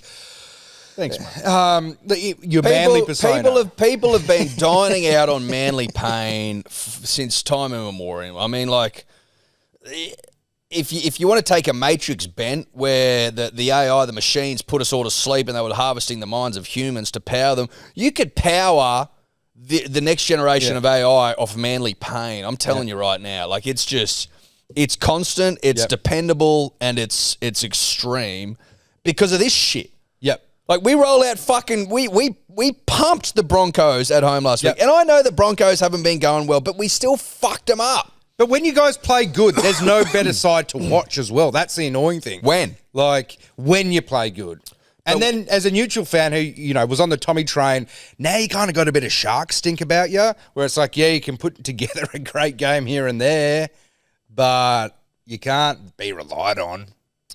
Like, mate, I reckon I'm being genuine here, and I don't want this to come across as disrespectful, but like I think there is a chance that you could put Manly up against a Queensland Cup side, and we would sink to their level, and it'd be a tight game. Yeah. Like, we wouldn't go out there and fuck them up. You put us against the Penrith Panthers in their prime, we'll give you a run for your rugby league money. Sometimes we'll even jag a win. Like, we love playing teams that are way better than us. But the shitters, Well, we've maybe always just fallen into a sad, sorry maybe heap. that's your missing piece, right? There's only 3 episodes in, the Owen Wilson golf show on Apple, where he's kind of a washed-up golfer, some crazy shit happened. Now he's, like, taking a young kid in under his wing who he sees has potential, right? So he's going to play, like, the mentor role. And I think Manly, whilst you guys have had the pieces, you've had the pieces for years, I don't think, whether it's the coach's role or someone else's, but as you just said, if you're playing someone who's shit, you turn into a stinker. It's like when you go play tennis against someone, slower ball speeds, you sink to their level. But if you had someone to fire you up all the time, pretending it is that top 4 clash, which you turn up for, because you seem to be like self-motivated. Oh, okay, the top 4 clash, we got to get up for this one, and we will. But like something that's mid-table, you're like, oh, whatever, lower table, oh, whatever. And before you know it, you fucking come in 7th, 8th, 9th, 10th. Like, you don't seem to be able to be motivated and get up for shit, you know, like you consistently. We're unable to get ourselves buoyed. We can't buoy the boys when we're playing the shitters. It's been a curse, really, of such. For as long as I've been watching Manly, this seems to be the case. Obviously, there's outliers, punters and dribblers. There's years where we've just fucking dominated everyone. 2008, 2011, etc. 13, great year. But I think it was 2014 when we were way out in front in the minor premiership, all but sewn it up. Then we just fucking fell into a pit of despair. Lost a shitload of games. Ended up fucking... Is that when we pumped you like 44 ended up coming second and then went lost in the finals. Ever since then, it's been like this. It's been, we play shit sides, we lose. It's all very predictable. Was it 20? Yeah, Rabbitohs pumped you in like the prelim. Yeah, it was 40 to 24. Yeah. Because we beat you in 2013. And the 24 was like scored in the last like 5 minutes. Because we beat you in 2013. Yeah. And then 2014, we got absolutely pumped. Tom and I have ordered straitjackets. We'd mused about it a couple of weeks ago that this team's going to send me fucking insane. And this is just another performance. I'm wearing it next time. If this happens again this season, you slip me into the straitjacket because I'm going to need to, I'm a risk. Yeah. I mean, it's going to be an interesting, there's so many great storylines, like long-term storylines here. We're talking like season 5, Game of Thrones storylines sort of shit.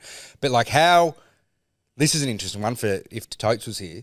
How many years until the Tigers finish above Manly on the table? You know, like I could see it happening in 2 or 3.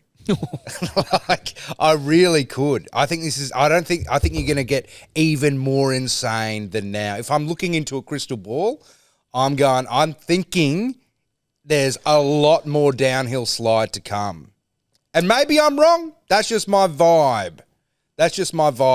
And maybe this kind of Newcastle Knights, who can't score apparently more than 12 points a game, who are like the stinkiest team in rugby league, come back and beat you when you were, 16-0 up at half time with basically cherries there? Like, you know what I mean? Maybe that's a feel-good mark your moment down. Mate, it was done. It was done. And then even still, when it was all tight, Tommy Talau just strolls over, basically just tacklers falling off him.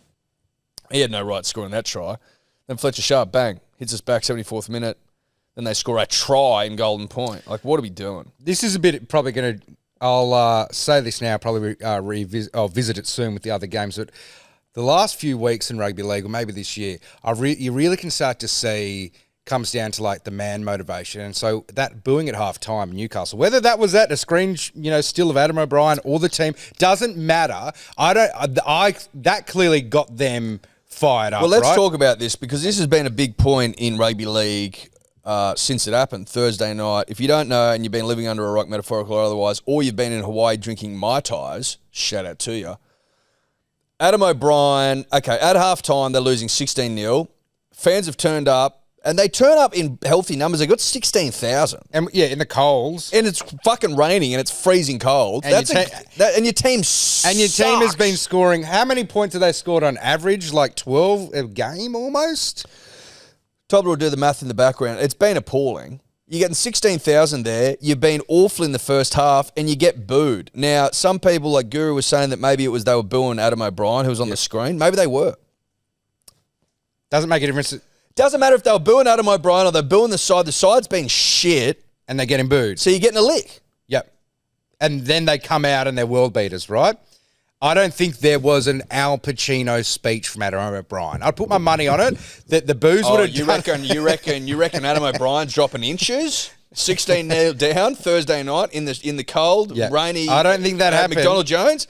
Adam O'Brien was dropping an inches. I don't think Adam O'Brien was the, I've chased away anyone who's ever loved me. That he didn't drop that. He didn't The inches in front of your face. Billy Bob Thornton, Friday Night Live. I don't think he did it. I think the booing did it. And it's just, my larger point is that there's such, I've never played a game of rugby league. I've barely even played any team sports, just like tennis and golf and shit.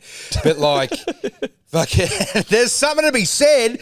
You put a fucking All Blacks jersey on Broncos and they play like them. Yeah. There's shit outside of what the coaches can do. Because I think, I hate to say it as well, I think we've got there's not enough good coaches in rugby league. Well, you know who said that? Who? Wayne Bennett. Well, there you go. Reckons that people always whinge about, there's not enough playing talent. Well, look what he did at the Dolphins. It's not a talent issue. It's a dearth of good coaches. Yeah, because rugby league, I'm not going to be able to explain it right, but it's not like US sports where it's all explosive, individual efforts and shit, or soccer, which is just a world game with so many layers of understanding and shit. Rugby league is simple game for simple people. Yeah, it's endurance, it's speed, and you high collision, offense and defense you're playing across the whole park. So it's just doing that for 80 minutes requires a lot of I'm fucking getting up for this. Yes. I'm getting up for this because look how they play in Origin. I get it, it's just 2 or 3, 3 games. But the way the sport is built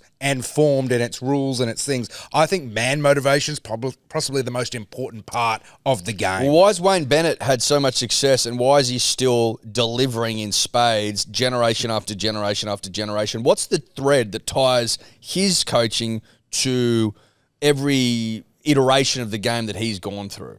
It's not the game's changed so much. Oh, but he's changed that 4 or 5 times. And he's still so successful. What is that? Because he knows at its purest form, the game is about motivating the man. Yeah.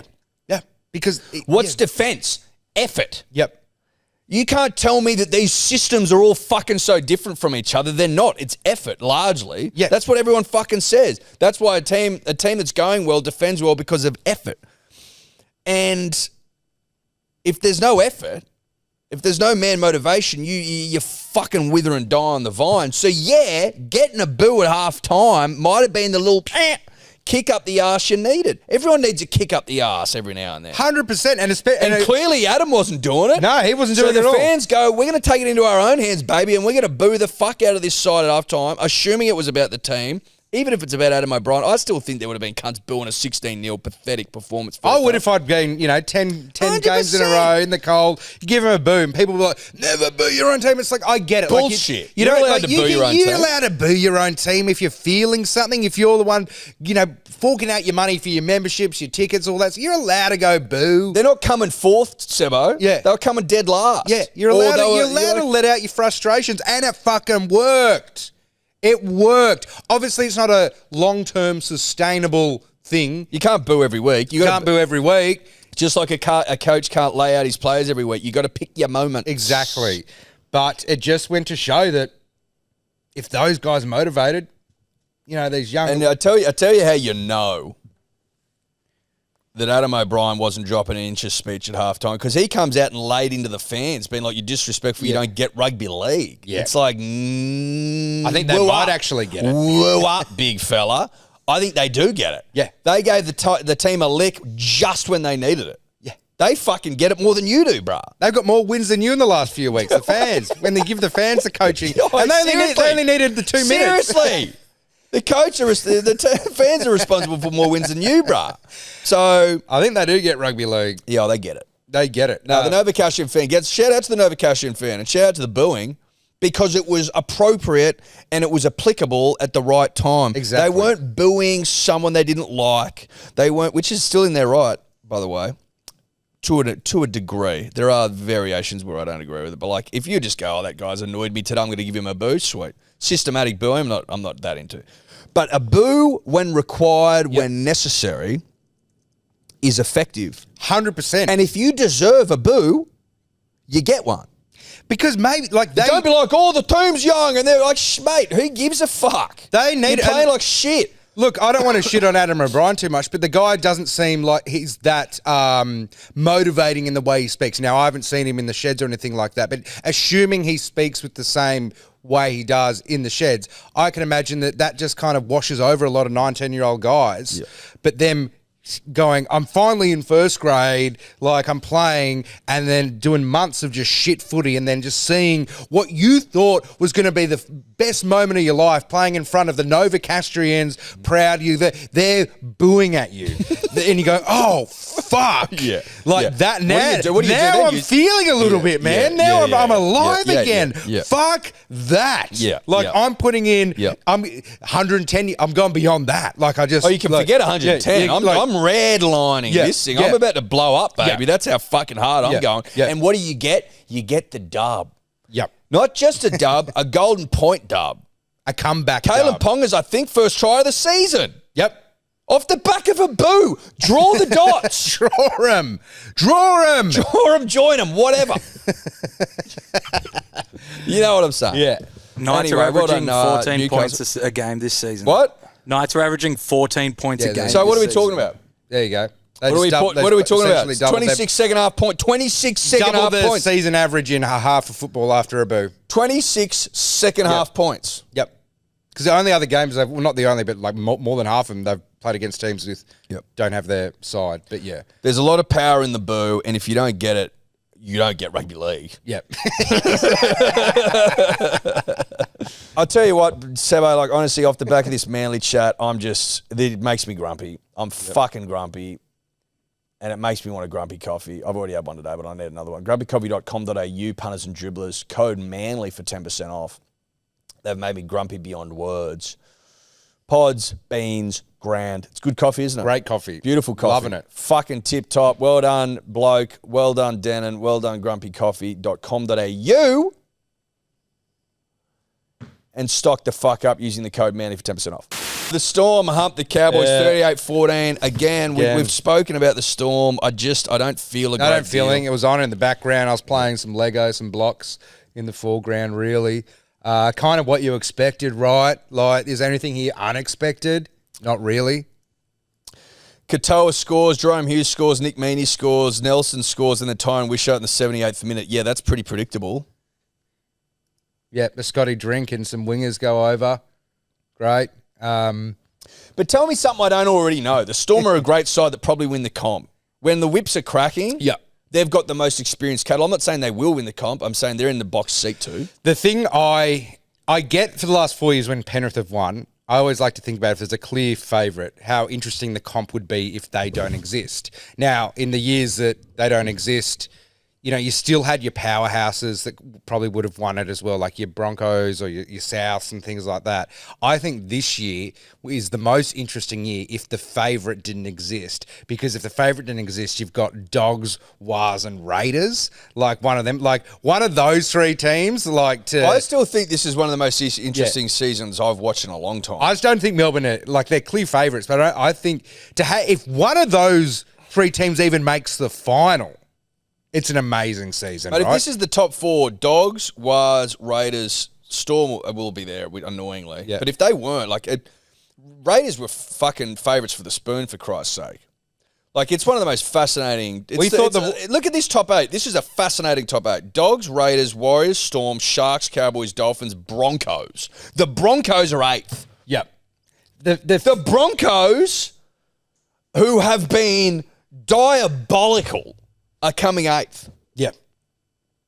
Yep. Well, it's strung out this season, man. It's strung all the way out. And so we're halfway through the season and only 2 wins separate 7th and 17th. There you go. I love it. I'm loving it. This is good for the game. I think it's great for the game because I think salary cap doing its job. And I love, like, everyone loves a good second team to go for, right? Everyone loves it. I know, I think I said that last time. Someone was like, you can only have one team, or you change your second team every year. So you do change your second team every year. That's how it works, That's the fucking dickhead. point. You get on a That's team. how it works, that dickhead. Everyone's getting around. Okay, Like, tell me right fucking now, dickhead, that the Raiders aren't your second favourite team. Yeah. You telling me you weren't watching Ricky Stewart in tears? exactly. In tears? That's the point. You have your team that you support, and then you got your team that go, who are the hot new thing that I'm going to get around and get excited to watch? Josh Papali'i scores a double in what milestone game was it? What was he? Three. Oh, it was like the Three. most cap Yeah, raider, most like cap raider. 13 or something. Think about this. Josh Papali'i, who everyone loves. Yeah. I don't think no one's going to say a bad word about him. Queensland legend. You can you probably do with him coming back. You probably could just for 15, 20 minutes because he's still got a bit of the flame left of the OG. Oh, there's flame. There's flame of the OG Queenslander there. Oh, fuck yeah. That's You want to talk serious about flame. we are Queenslanders, you're talking Josh Papali'i. The man scores 2 tries. He converts both of them. Ricky's in tears on the sideline. Sobbing. Josh is a one-club man.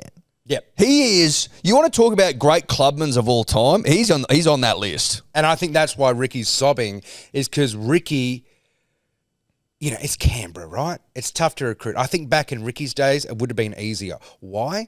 Because you didn't have Instagram. You didn't have the internet where people see how much better other places are than Canberra, right? So Well, people can't see how if good. you've got Ricky Stewart, Mal Meninga, Laurie Dale and shit he- on one side, yeah. it must have been easier. Exactly. And now it would be tough. And so Ricky, you know, he's had to get him inventive, but he's had this guy, Papali'i, there the entire time, just by his side. You know, Ricky, like, I'm not. Through the ups and downs, bro, and plenty of downs. There's the bond between that man can have with his friend. Then there's a bond between, stronger than that, if you allow it, man with his dog, if you get to that level. Yep. And then there's one above that. Ricky with Paps, like Yes. where he's just been there loyal the whole time, been through the shit, been to the top for a second, back down. I'm sure has been offered heaps of money by heaps of clubs back when he was playing. 1,000% he would have been. And then you just to go out like that, To live in Canberra for that long. to live in, yeah, exactly. And so Ricky's just. He's a Queenslander. He's gone to one of the coldest places on the fucking planet. I reckon in he's winter. possibly the first person that rocks up to. I'm guessing Ricky has a lot of team barbecues at his place that he have to, puts on. wouldn't he? Yeah. You know, and he put on a lot, and he pretend he put no effort in, but he's been making these results since 2 a.m. and Oh, shit. no, well, 100%. Well, Like, because there's a couple of things with Ricky. He wants the boys to be well fed, Yeah. satiated, but he wants them to enjoy their meal as Yeah, well. yeah. He would do. He's not going to serve shit. But he'd pretend he put no effort in, you know, he'd pretend he didn't just go buy a new shirt and he didn't get some fresh cologne, you know, and rush to the post office to get his new shoes that he's ordered. Like, he'd pretend he didn't do that. Yeah. He would never let them know that, you know, he got the Wagoos instead, but he wants There'd be signs. There'd be signs. There'd be clear signs that Papali'i's seen and hasn't told Ricky that he kind of lets Ricky know that he knows, but plays the dummy as well. Of course. Well, he's because he knows that it means a lot to Ricky. Yes.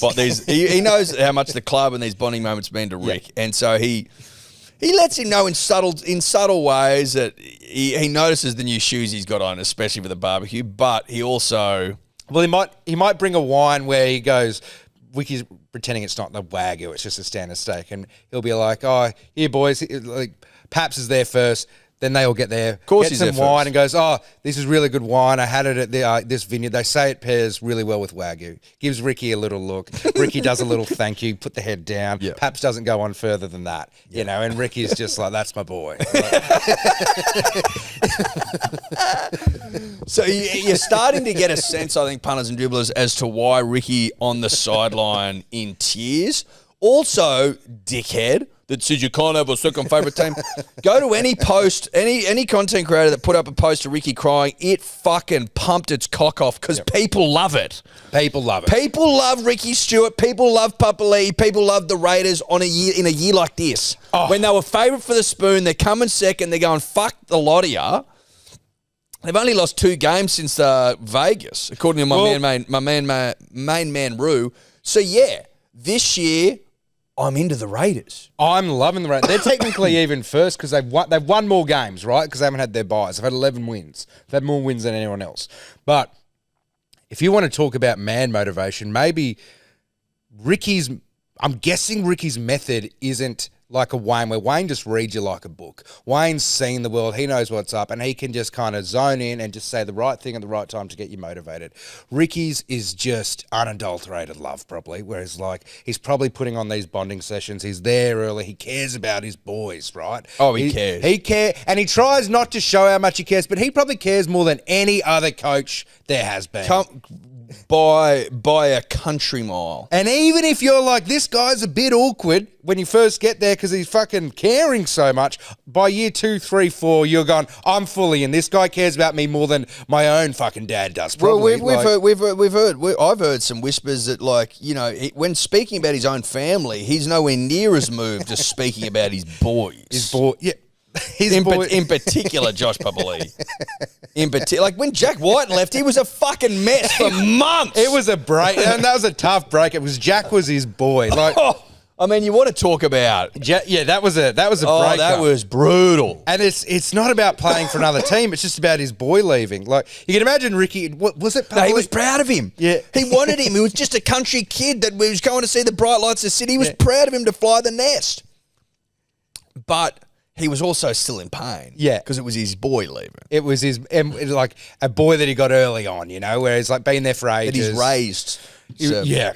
I was like... That he's raised. Much like a long-time foster family. And then there's, like, after you've had this kid for 5, 6 to 10 years. Honestly... And then he gets adopted. You're like, oh! I couldn't imagine...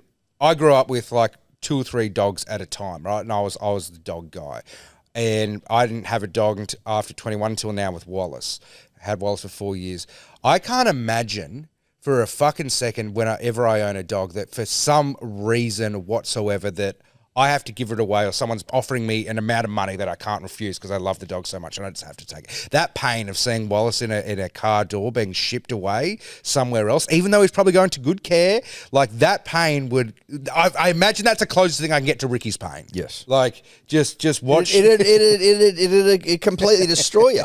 It'd completely destroy you. So then when the dog that has stayed loyal, and I'm not referring to Publi as a dog, but I'm using your dog analogy. The relationship a man can have with the dog. That's exactly right. When you do have a player who's been so loyal, the most loyal in the history of the club, you're also a club great, by the way, so you get it more than anyone. Yep. You've seen these players with such loyalty provide so much value. When he goes out there in a milestone game, scores 2 tries and converts both of them, yeah, I get it. You're in bits. Yep. You're an absolute bits. So that's why, reasons like that, amongst many others, is why people are loving the Raiders as their second favourite team this year. If you don't get that, again, you must have been lobotomized before the fucking podcast because how can you not understand that? Only very simple people who are just sheeple, I guess, who just say the same shit. Like I'm trying to build a picture of someone who the Raiders wouldn't be their second team. Like I can't get it. Like I get if maybe you're a Wires guy as well. I can forgive that, but not jump on this. Yeah, but the Wires, and we'll get to the Wires because there's, But also the Raiders, like... But the Wires aren't rolling out these sort of storylines. No, they're not. Season. No, they're just not. And then also the Raiders... What year was it? 2019, where the 6 again, right? When they had that push to the GF, they got there. The 6 again contentious call. We're not going to get into that. Was it 19. As a Raiders second team then as well, I thought, and it's definitely a year or two after. It's like that was a fun second team ride. I don't think we're going to see that from the Raiders for a while again. And I parked it. I didn't think we would. Yeah. And again, Ricky needs to be there. It needs to still have the same essence. And the fact that we've got it back with Ricky still there, Papali's still there, and then you don't have a Jackie Whiten, but you got your Huddy Youngs and stuff like that. You got your Corey Horsburys, your big Reds. And you're getting all these guys who are like, they were kind of a bit sketchy on their career, but they've gone down, they've felt the love. Yep. It's not obvious love. It's not like the love my dad, Greek guy. I love you, Sebastian. It's more the subtlety, rissoles, 2 a.m., wagoos, extra effort areas, bonding sessions. You feel that love, and now their careers are fucking going back up. And if you're not on that train, like... Something's It's wrong like with it's you. like mate, it's a mixture of rejects and imports. That's his team. Yeah. And he's just getting the absolute fucking best out of it. And I say that with all due respect. Like KO Weeks is a great player. He was unwanted by Manly. So in a sense he is a reject, even though he's not a reject in spirit. He was unwanted. He was unwanted. Hudson Young was unwanted by like Newey, wasn't he? So you've got a bunch of unwanteds. Yep. Is probably a better word because rejects is a bit negative. Unwanteds and imports. Yep. That's what you've got. You've got them cobbled together, living in this fucking weird joint that's like got heaps of roundabouts, and it was put in a weird spot, and it's supposed to appease Melbourne and New South Wales political sensibilities, even though all the fucking prime ministers now just live at Kirribilli House. Arguably the most soulless city in the country with the team that has the most soul. Yes. That's what he's done. Isn't that a funny juxtaposition? Yeah. That's what Ricky's done. Yeah. He's taken the unwanted, the imports in a soulless environment. Yep. Too cold or too hot, and never just right. Their main attraction's a man-built lake, like Lake Burley Griffith. Yeah. And there's like there's a water fountain. There's a big water fountain coming out of it. Yeah. Questacon still gets mentioned too often. Too often. Yeah. Like War Memorial's good a couple of times, You can't keep going. There's not much back. soul there, right? There's not much soul there. It's hard to build soul on any sort of city that was built randomly, like in the last couple centuries. Like their stadium doesn't seem to have a whole lot of soul. It's in a suburb called Bruce, Sebbo. Bruce. The suburb of Bruce. You want to talk soulless? Apparently it smells like shit. That's reports that I've got coming in last year. I don't know if they fixed that problem, but there was like a sewage issue. It smelled like poo, literally. And he's cobbled together the most soul-filled side in the competition. It's full of soul. That's what he's done. It's amazing. This is Aretha Franklin sort of stuff. That's what it is. This is New Orleans soul, baby. It's just a revelation though of how fucking great Ricky is. Yeah. Like really. This is a Ricky Stewart Glaze session. That's what this is. Forget the table for a second, but just what we're just talking about. No soul, building a soul team, weeping, showing men that it's okay to cry at a conversion. At a conversion. We need to cry more as men. Let it out. He cries over a conversion. Maybe I can cry over something actually important. Yeah. But like the deterioration of male relationships. yeah, exactly. If Ricky can cry there, maybe I can show my partner I'm more emotional and in tune with my emotions. Yeah. I'm emotionally available because Ricky cries over conversions. Exactly. He's resetting the expectations for young men. I think he's doing a terrific job. Especially being someone from the older generation doing it. Yep. He's an OG, kind of tough as teak. Paul Kent's he's tougher than teak. Paul Kent's best mate sort of thing. But you wouldn't expect your Paul Kent's best mate, tough as teak, fucking Ricky Stewart to be the guy that's teaching 18-year-olds it's okay to cry. It's powerful stuff. And that young dickhead is why the Raiders are our fucking second favourite team. And if I wasn't getting this storyline, or if I wasn't getting this sort of like this beautiful run of form, then they wouldn't be my second team. No. I'd have someone else. That's the beauty of the second team. That's why the second team always changes. If you've got a second team that's fixed, I think it implies you're a bit of a dog. Yeah, you're a dog. Yeah, 100%. Like, because you're basically saying I share my love between two teams. That's essentially you've got two teams. Yeah, you're a two-team guy. You're fucking Italy, World War II, jumping around. You're a fascist. But like the second team, that's the beauty of it because you get to follow the storyline. It's more about supporting rugby league as a game than it is than supporting a club. Yep. And you jump on that sort of thing. I go for the Bunnies. This happened to me against my team on the weekend, and I was cheering for Ricky crying. The second team has always spoken to the human condition. Yes. That's what it speaks to. It speaks to narrative. It speaks to entertainment. It speaks to emotion. Endless stories. It speaks to what it means to be human. That's the second team. That's the second. Which is only trumped by a simple human characteristic, loyalty. Yep. Which is why to turn your back to be a turncoat is so frowned upon. You'd be jailed in some countries, literally. All right, punters and dribblers, it's all kicking off this winter on Stan Sport. In June, the Super Rugby heats up as the top teams from New Zealand and Australia clash in the finals. This weekend, punters and dribblers, tune in Friday and Saturday night to see who will book their place in the grand final.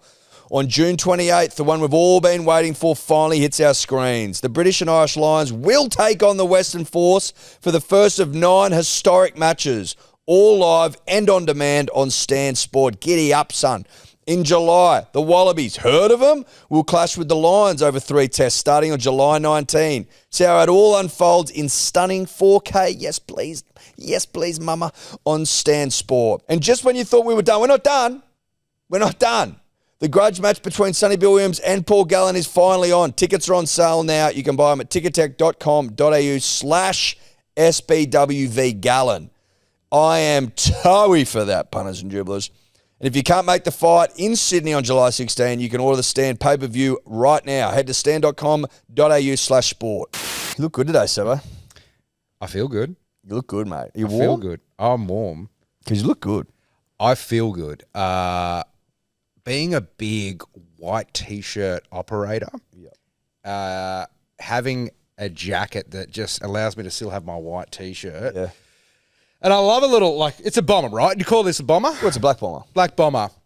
It's a perfect kind of hybrid combination of I don't want to be in a warm jumper. I want to still be able to feel a bit of a breeze on me as well. But if I'm really cold, I can do it up. Like I'm pretty cold. I got the hoodie on over the top. You know what I'm saying? Underneath rather. Makes you feel a little bit more muscular, a little bit more confident, a little bit more straighter posture. Can I be honest with you? This might sound a little bit out of the box. A bit more manly. Yes, definitely. Am I? Even if it's 1% closer to Marlon Brando, yes, I am. Yes, I am. Marlon would wear this. Yeah, wouldn't he? Marlon would wear this. Yes, he would. Yeah, let's call a spade a spade. Marlon Brando would wear this jacket. Yeah, absolutely would, and he looked great in it. He would, and he would fix a motorbike that no one knows how to fix, but somehow he can fix it. Yeah, he knows what's going on. And not just fix it, but ride it and pick up chicks on it. Yeah. Anyway, that's all. That's all I want to say. Yeah. The Dolphins. Okay, I want to say something about the Dolphins. And I want to say something about the Dragons. Katoa can fucking play rugby league. That's first and foremost. Yeah, I just about that let you go on, but that guy can play rugby league, and it just seems crazy that everyone just talks about Dill Brown going here and, Galvin going here, where this guy's this guy's the truth. Right before is this not the guy that is like the next gen? Next gen? No, this is we've all been sitting on our fucking on our hands with our cocks out going, well, do we need to sign a 37-year-old Cherry Evans? Is that where we're at with the league? There's no halves anywhere. Katoa's oi. Over here. Was he injured at the start of the season? I think he was, maybe. I don't see how every boardroom or board directors or whoever the fuck's in charge, GMs, just go, here's are all ideas for the next, 5 years of roster and player manager and this and that. I just go, get a lighter, burn it, turn it to ash, flip around the whiteboard.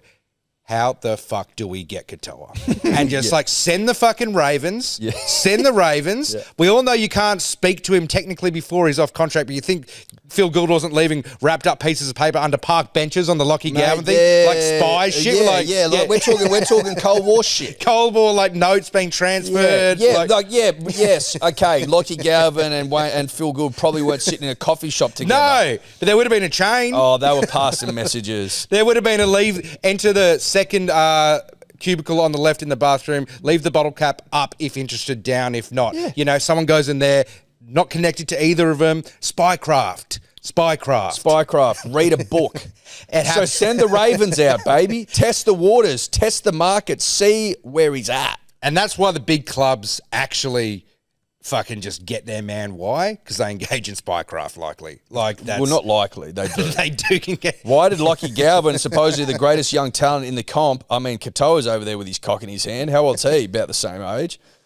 Probably a bit older, but how old's Galvin? 19? 19, yeah. Yeah, so he'd be a couple of years older. He wouldn't be much older than 20. He wouldn't be older than 21. Katoa's 21. There we 21. go. So he's 2 years older. I'd be fucking spycrafting my ass off to get him at the club. How long is he contracted for?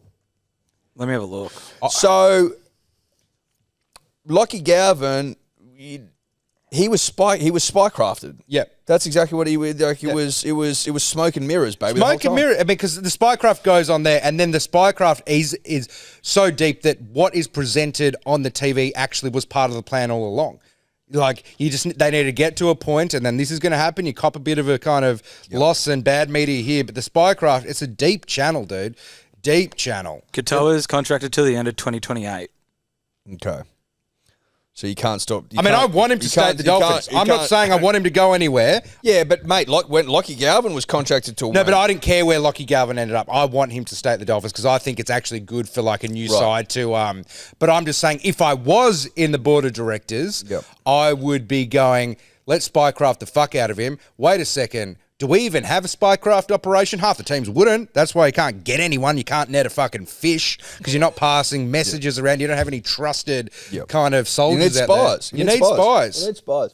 It's as simple as that. I mean, Phil gets that. Phil gets the importance. Phil's a fucking spycraft He's master. old school, mate. He knows what's going on. He's old school. There would be no electronic or paper trail. That's why we're talking bottle caps. We're talking... Mate, why are these terrorist organisations in the Middle East so hard to track and find and kill and destroy? It's because they've gone old school. They go, oh, you're going digital? We're going back to the fucking good old days, baby. Messages passed verbally or on notes that are burnt. There's no digital footprint. But there's not even one person that, like in the old KGB days, I read some books in the KGB, great books of this one where this guy, they thought he was a spying on them for helping England out. They bring him back. They bring him back to Russia. They're going to start on trial for him because they don't want to like kill him without kind of finding out what's going on. And then it's the only time MI6 go, we're sending a crew into Russia and we're going to have to get this guy and his family out. But you can't even pass a fucking note. And so it's just like, it's this network of like people walking, if their bag is full or not means this, and like all these little signs around that takes a long time. There's no like, get him in a corner and ask him. And you can't have like, if somebody gets caught, them knowing everything. So it's kind of all fractured information and shit. Like that's how it's done. That's how deals get done in the real world. Yes. So if you're sitting there in the boardroom going, call his manager and see, like, no. You don't get it. Yeah. And you'll never succeed. And fire that cunt immediately. Dolphins scored 10 tries. Qatar immense. The Dragons, I was thinking about the Dragons. Yeah. I think at the start of the season, this is how I've thought about the Dragons historically. At the start of the season, there'll be wins to be found. There's wins to be found. An astute punter can find them. Yep. They'll usually they'll come out of the gates relatively well. They'll always play great footy in Wollongong, start of the season. Then the wheels start to fall off. Yep. Always. Yep. It's just about picking the moment in the season where they do. Is it halfway through? Is it a bit earlier? Is it a bit later? But the wheels will fall off always. Obviously, they won 2010. I'm not talking about that. I'm talking historically. I'm talking on the averages. A big view, an average, yeah. Bird's eye view. Not niche, bird's eye view. Bird's eye view is the wheels fall off. I think the wheels have fallen off. Yeah, they have. They've fallen off. Yeah, absolutely. You lay the Dragons now. You lay the fuck out of them. You wouldn't want to ever include them in a tip or a win, even if it's like they're massively playing the Titans or something. The Dragons, like, I mean, I'm kind of late to rugby league in the sense I didn't grow up with it. Didn't have sport on in my house. Didn't have a brother. Dad didn't even know what soccer was, basically. Yep. And kind of got into it a little bit in high school and then kind of had a few years off when the Dragons won. I didn't have Foxtel. I was working in a bar. I didn't watch many games. Got really into it around like 2011, 2012, year late. And for me, my total experience with the Dragons is that they suck, but they have some, they show little bits of fight at the beginning, but they actually just, and I don't know what's wrong, because I know they're a historically good club, but maybe it's the merger thing. I don't get it. I'm annoyed because I love the South Coast. I identify as a South Coastman. That's what I do. I was raised in the Highlands, but I identify as a South Coastman, and it pisses me off that this team represents the great people of the South Coast. Now, they'll never say that because they're loyal. They get it. They love their team, but it is so annoying that one of the best parts of this state is represented by a team that just constantly does that. Hey, we're good, right? Yeah. No, you're fucking not. No, you're not. Well, you know what they are? They are disrespecting the good people of the South Coast. Yeah. They really are. I reckon they need to re-identify themselves, take out... Back to the Steelers. Back to the Steelers. Whatever part of Sydney that they represent, like, I don't really... It's all a bit of a... It's like south-ish. South-ish. So it's like it's in between... It's not South Sydney, but it's like... It is south... It's like southern Sydney. It's a little bit in between, like, Bunnies and Cronulla territory, and then a little bit before... I get it. It's wedged in. It's wedged in, and this is me just... This is vibe. Yeah. It's south and west of the Bunnies... but it's north of the West Tigers and it's west of it surrounds the Cronulla. Sharks. It surrounds Cronulla. There. Yeah. But like Kemba and stuff, that's when you get into doggy territory. So you're going Kingsgrove down to Sans Souci, but even Sans Souci, Cogra, Rockdale. Okay, so Rockdale, Cogra, Sans Souci. That still feels bunny. Hurstville, Mortdale, Riverdale, Kingsgrove, and then Padstow, Reesby, and shit's probably either fucking Tigers or Dogs. Anyway. Yeah. But I reckon if like that part of the St Sydney, George region, sure, but you've got the whole South Coast. I think you need to bring which you're forgetting about. I think you need it also if you could. If it means that you have to sacrifice that, you bring in the Sapphires as well. You bring in the Sapphire Coast. You know how many people are from Bega and shit? Tom, I mean, sorry. old habits die hard. Sebbo, you've got from Wollongong down to Eden. Yep. But 100%. But Is it Eden? Is it Eden on the Eden's border? The last one. Yeah, Eden or Eden. Or I was meant to. They do a great riverboat cruise down there, right on the border.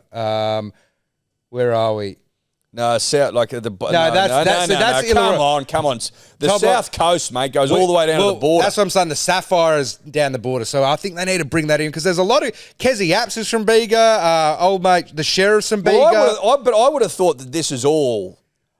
I don't feel you Steelers country. I know, but when you hear players from Bega, they don't seem to be playing for the Dragons. That's what I'm confused by. They get a few Gerringong boys. They must go to Canberra. Yeah, Marimbula, Eden. There's another town right at the bottom there that's actually cool as well. Narooma, my favourite golf course. Like, look at all that. If you had your Mollymooks, your Bateman's Bays, your Naroomas, your Begas, your Marimbulas, your Edens, you could even take a bit of Cooma off Canberra and just really get into that. If you nick Cooma off Canberra, they have nothing left. You can't do that. You can't do that, mate. Cooma can keep. You may as well fucking pack it up if they get Cooma. But I feel, Tobler, if you get a list of all NRL players from Bega or the Sapphire Coast Marimba, there's a fuckload that come up. I always know because I always hear it, and I love that area, the woods. And I'm going, they need all these cunts playing for the Dragons. You need to get rid of the shitty logo, firstly. It needs reworking. It's a shocker. It's a shocker, dude. It's so boring and crap. And it's just like, come on. It's got a lot of MS Paint about it. Yeah, it does. It does. It just... I get it that there's tradition tied to the team, but there's also merger stuff. Like, they just need a rebrand because I just feel, honestly, as a Dragons fan, do you really get up for your team at the beginning of each season thinking something's going to be different? Maybe you do because you're loyal, but as a kind of, again, I actually love rugby. I go for the Bunnies, but I love rugby league as like a big theatre. And the Dragons, it's the greatest, not sitcom. It's the greatest reality kind of. What's the word we always use? Soap opera? It's the greatest soap opera of all time. Yeah. But the thing is, the Dragons has been the same character that has had no character development. I get 2010 happened. I get it. But here we go. Who have we got? You've got Dale Finucane, Adam Elliott, the Sheriff, Dylan Lucas, Jack Williams. Dale Finucane. Yeah, I said Dale. I don't know a heap of these cunts. Yeah, Jack Williams. Oh, no, hang on. The apps. You got all the apps. That's right. And that's just Bega, is it? That's Adam Elliott. No, you're right. Dylan Lucas, yeah. Dale Finucane, yeah. Adam Elliott, yeah. The apps, yeah. What's the population of Bega? I don't know Jim Schuback. Who's Jack that? Williams, is that the Eels guy? But population of Bega, Tobler?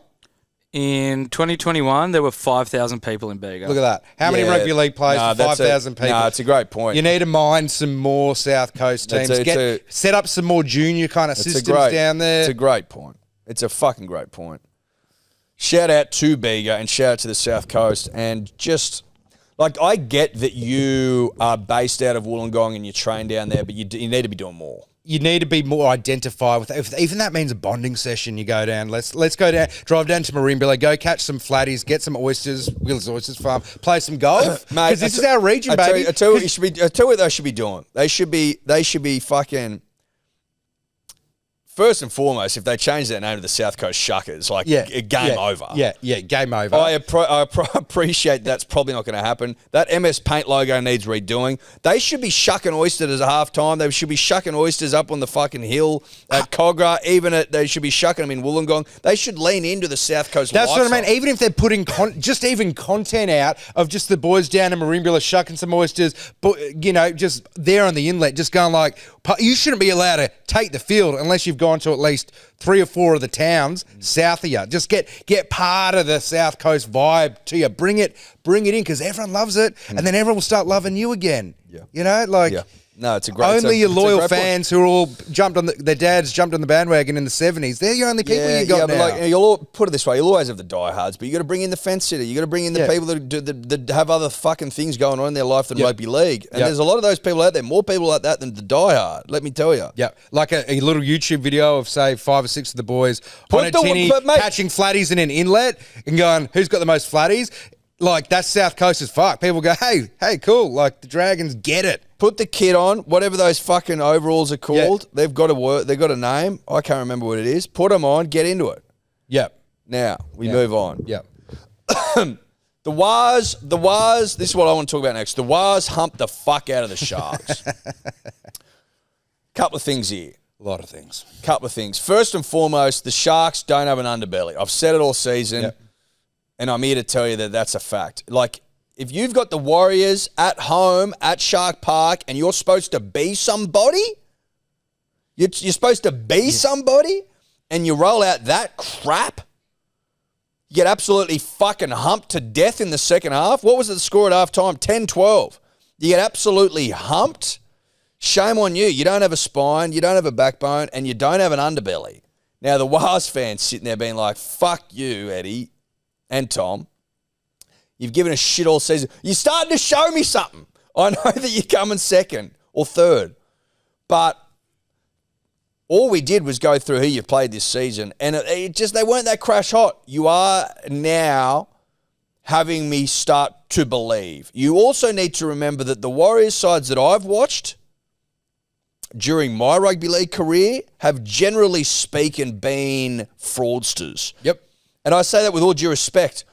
You're one of the most exciting teams in the comp to watch on your day, but you've been bipolar as fuck, and it's been hard to trust you. I've got trust issues with you because you've lacked consistency. That's not my fault. Yep. You've done that to me as a fan of the game of rugby league and as a proud Kiwi. At least I acknowledge the half of my soul that is Kiwi. So you'll always have a supporter in me. I am critical because I love you, sort of. And you've cried wolf a bit. Yeah, I mean, You've cried wolf a bit. I can have the exact same sentiments because again, as I was really getting into my rugby league with the early days of Shay J, and I'd watch the Warriors game, and I would just be like, oh, I fucking love this guy. Shay J, he had all these other players as well. And then they would do some crazy shit and win. You're like, I want the Warriors to be my second team here. But every time you think maybe I'll lock him in, they just shit the bed and lose 3 games, can't do anything, fumble the ball all the time. They're playing exciting footy, but it was kind of all over the shop. Yeah, but it comes at the cost of 50 errors. Yeah, exactly. And it was just like, okay, like, are they ever going to get it together? Like, what's going on here? And I get it. And, like, there's nothing wrong with being late to the party. I was maybe not that far before you guys about believing in the Warriors at all. I had my reservations. Now I'm fully on board. I'm not starting to believe. I'm fully on board. Nothing wrong with coming late and owning you coming late. You know what I mean? Some June 2. Watched that the other day. You know, that guy, Ellis Agib, everyone thinks fucking old mate's the chosen one, and it takes time to bring everyone in. Not even he believes in it early on. Yep. Not even he believes he's the chosen one.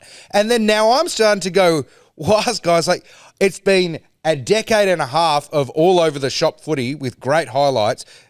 Now it's like you're still doing great stuff, but there's like this defensive underbelly going on now. Yeah, like, no, there is a resilience. That, again, there were signs, Sebbo. There were signs in the fact that they were winning gritty, they were winning tough.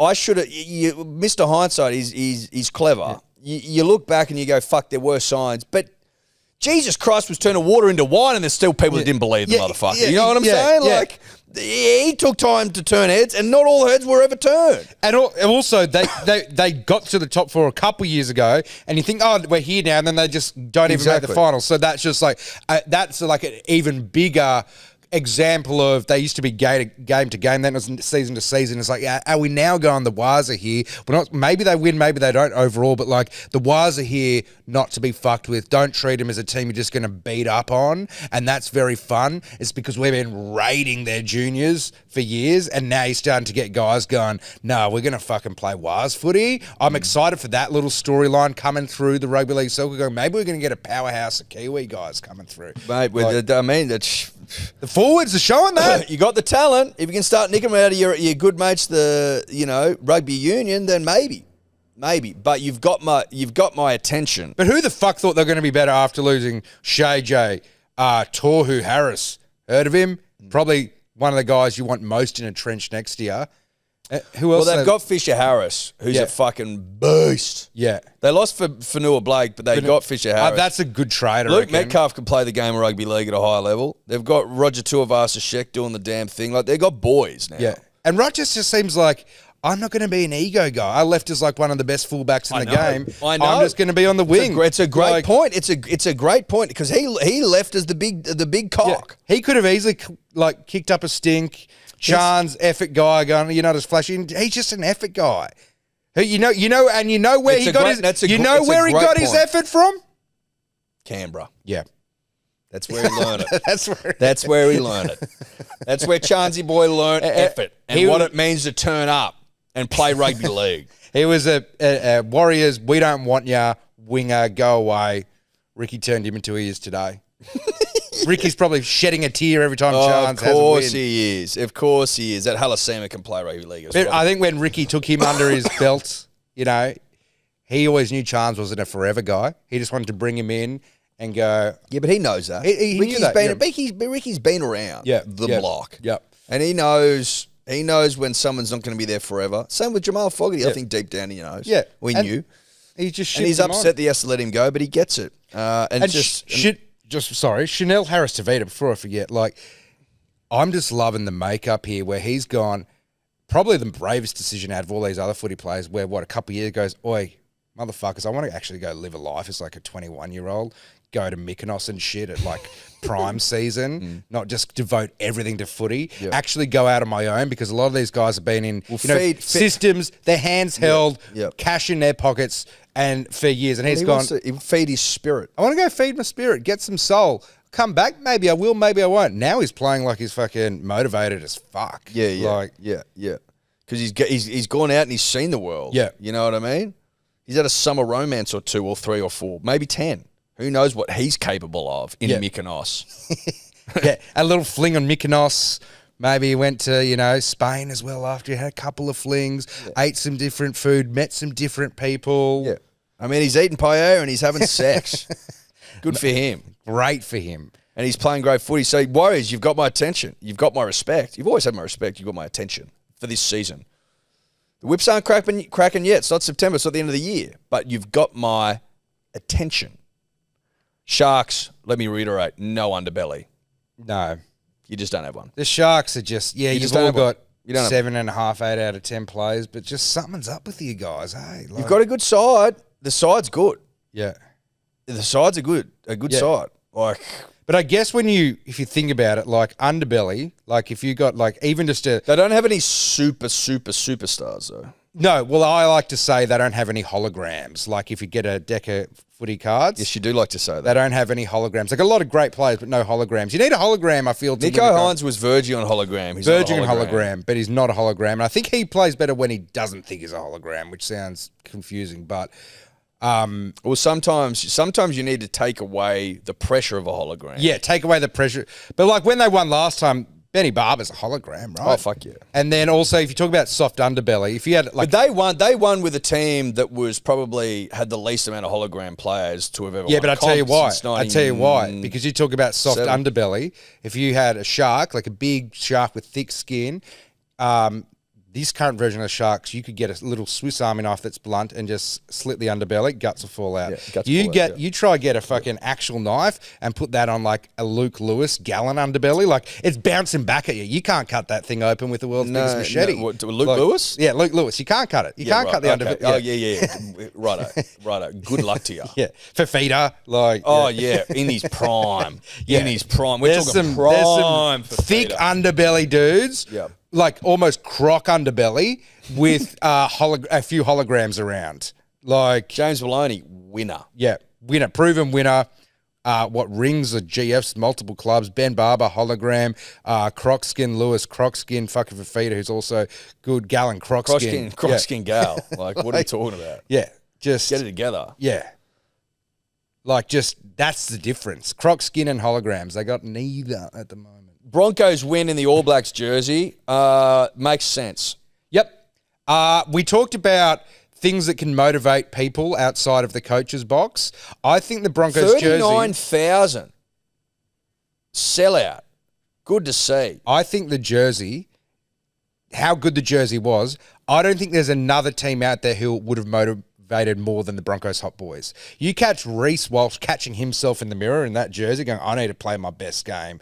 Ezra Mam, Ricky, all these guys that are good looking at the Broncos just see themselves in the jersey because they're a little bit narcissistic, those guys. They are. They're fucking hot. So. They're hot. It's hard not to be narcissistic it. if you're fucking hot and good at something and getting paid a lot to do it. I mean, you give these guys that, like maybe tapping into their narcissism was actually the thing they needed, just as a one-time thing to act as a like a spark to get the fuck out of the funk. You can't do that every week. No, it wears obviously. off. Wear off the next week. Well, exactly. If you wear it the next week, it's not going to have the same effect. That's not how these things work. But I mean, a fucking biblical humping, 44-14. For me, though, do it again next week. You've got the cattle. You got who the they got next week. Don't know. That's a question for Tommy Tobler. Yeah. I mean, yeah. The thing is, they've got to buy this weekend. Got to buy the men to do it, right? Hey, they've got the men to just hump teams. Mate, what do you mean? They've got a top 4 side every day of the week. On paper, they should have like a minor premiership side. On paper, their side's insane. Their next game's against the Sharks in 2 weeks. That's a ripper. Where is it? At Suncorp. Oh, Sunday 2 p.m. That's a ripper. Because where you at? Because both teams Sharks, where you the at. Sharks, exactly. Where you at? Oh, that's a good game. That's a game of going fire up. I reckon that's either one. Whoever wins this has a shot at top 4 legitimately. The rest, the other guy loses will be 8th. Fire me up. That's good. Yeah, I'm totally for that. Yeah, because Sharks they'll come off getting pumped by the Roosters by getting pumped by the Wars. If that. Oh, no, they won't ever buy this weekend. No, they've got the Dragons on Thursday night. Dragons. Oh. Or maybe they'll take it on the Dragons. But, like, it's just... Sharks have to fire the fuck up. But if you beat the Dragons, is that really a win? No, it doesn't matter. It doesn't matter, right? We've already established it's basically we've already established the wheels are falling off. If you lose to that game, you fucking miss the 8. Yeah, we'll see you later. I mean... but that's going to be a great clash because Bronco... I mean...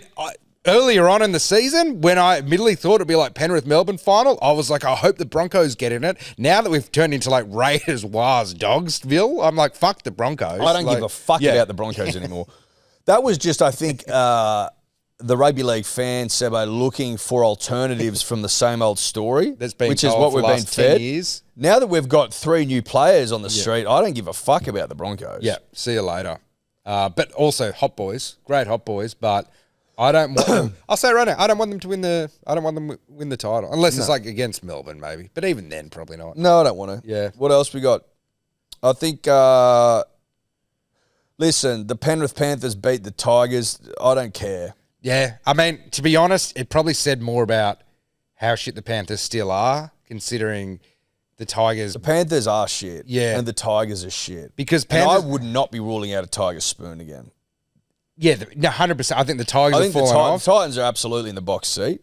Absolutely in the box seat. But yeah, it was an okay game to watch, but like Penrith, were they really missing anyone?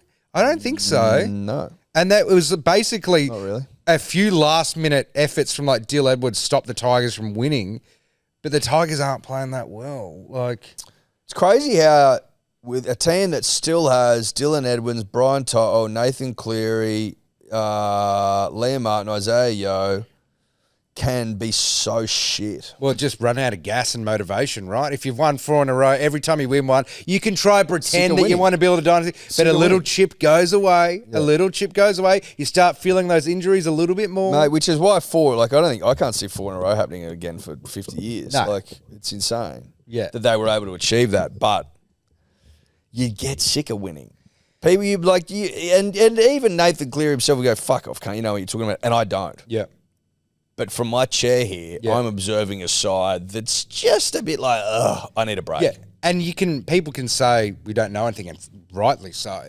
But the player might know the most. But the player can't take a bird's eye view. No. They're deep in the trenches doing stuff. They're in it. They're in it. Yeah. So maybe there's something to be said there that it's not complete dribble, but I just don't see how if you win one, you keep that motivated. No, it'd be so easy. Be so easy. No, it isn't. No, it isn't. Anytime you do anything, you're going to lose a little bit of hunger, and then you start feeling the pain a little bit more, the stress. Do I really want to do extras again for 5 years in a row? I'm so tired. Like, I just want to hang out with my kid a little bit more. Yeah. Like, I just want to polish my 4 rings I've already got. Yeah. If you don't mind. And then the Dogs, they hump the shit out of the Eels. The Eels suck, first and foremost, but a lot of people are saying, Jesus Christ, you bring Lockie Gavin in, you move heaven and earth to get him. Potentially Reid Marnie's going, potentially Sexton's going. Who knows? The chips haven't fallen yet, punters and dribblers. What we do know is that it didn't seem to upset harmony or unity too much at all. Well, considering how they got around Galvin when he scored, didn't seem to upset anything. That was incredible and a bit of a statement. Yeah, and I tell you what I did, because I'm a bit of a sicko.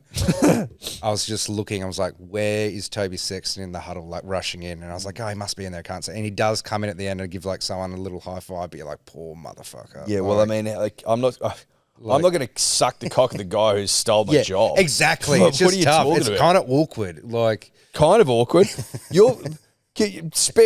Pour a big one out for Toby Sexton, who was winning the comp with the Bulldogs, and then rat-tat-tat, we're going to get this guy called Lockie Galvin, heard of him, and he's going to play 7. So shut up, good night, see ya. You're like, oh my God. Yeah, you can play a few games with him and you're like passing him the ball, then he crashes over and everyone swarms to Galvin. You're like, oh.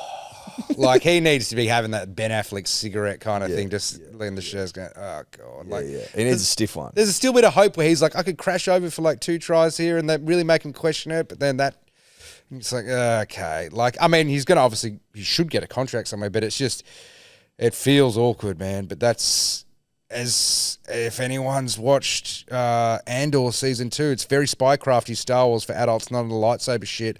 There is characters, there's not just like good, evil characters. There's a guy right in the middle who's the head of spycraft who does hectic fucking shit, but that's how you get the rebellion side. That's Gus Gould. He's doing hectic shit. It's awkward watching Sexton and Galvin on the same field at the same time, but that's how you get a premiership, I guess, right? You got to go through some pain, some awkwardness. Yeah. And just you got to make the tough call. They're real tough calls. Got to make the tough call, and we're in tough call territory. I know, and it's watching a tough call happen, play together. I just feel bad for the guy, but because they're winning. That's what's tough about it. You're like, you'd be sitting there going, "Fuck yeah, man!" Like, all this build up to this fucking point in my career. I'm young, but I'm doing well, and I'm playing okay, and I'm getting a lot of shit in the paper, but still we're winning. So you shut the fuck up. Like, what can you say? We're winning. Oh, I've been replaced. Yeah, like, I haven't been replaced yet, but I'm clearly going to be replaced. Yeah. In fact, there was an article saying that we want Galvin to play 7, so that's clearly the plan. Yep. Because everyone's like, oh, is Burton going to go back to the centres? Is Burton going to go to the fullback? No. Now they're going to replace Sexton. Yep. That's what they're going to do. And it's a tough call, but it's possibly the right call, but it doesn't make it any easier. Because, like, look, admittedly, he's... Well, but you and I are sympathetic guys, yeah. And we just see a kid who is essentially been replaced, and we've also seen his whole team get around the new guy in a really passionate way. Oh, super! You couldn't be more passionate the way they got around him. It's like seeing your missus just broken up with you, and then you're out and you just see this big stud just like in one of the most impassionate embraces you've ever seen. Like, I couldn't do that. No one did that. I mean, I've had real life experiences where it's like you go through a breakup, and then you're just like, okay, sweet. And then you just open Instagram up and you see all your mates just hanging out with your ex, and like you never got a text from anyone, and you're just like, oh,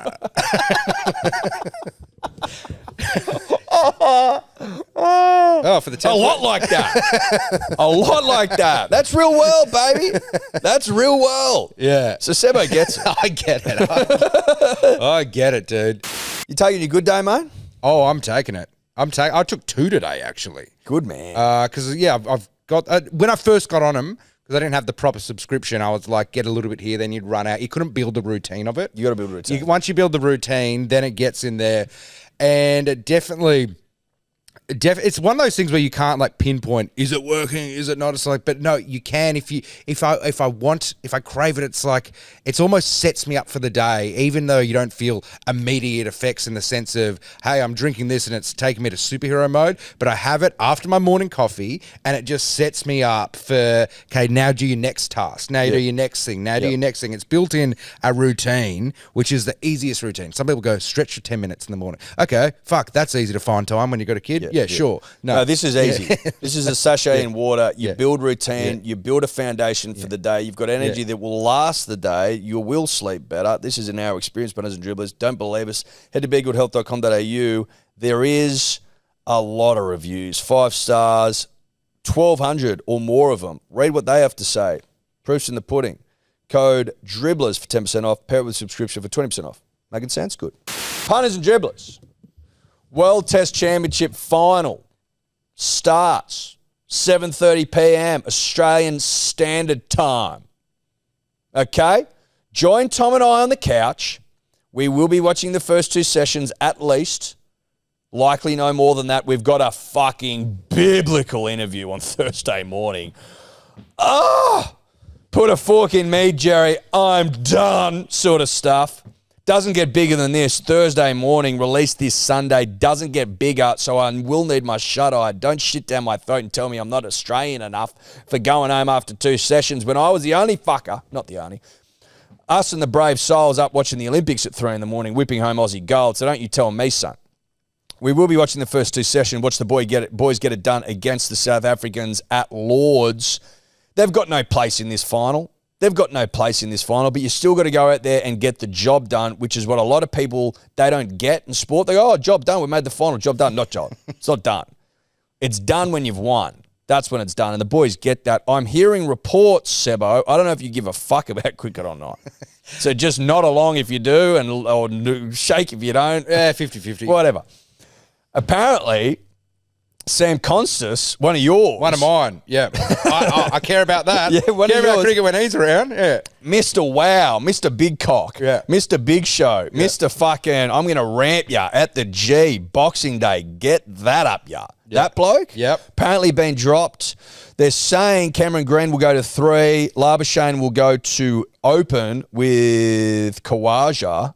No room for your boy. That sucks because I feel he...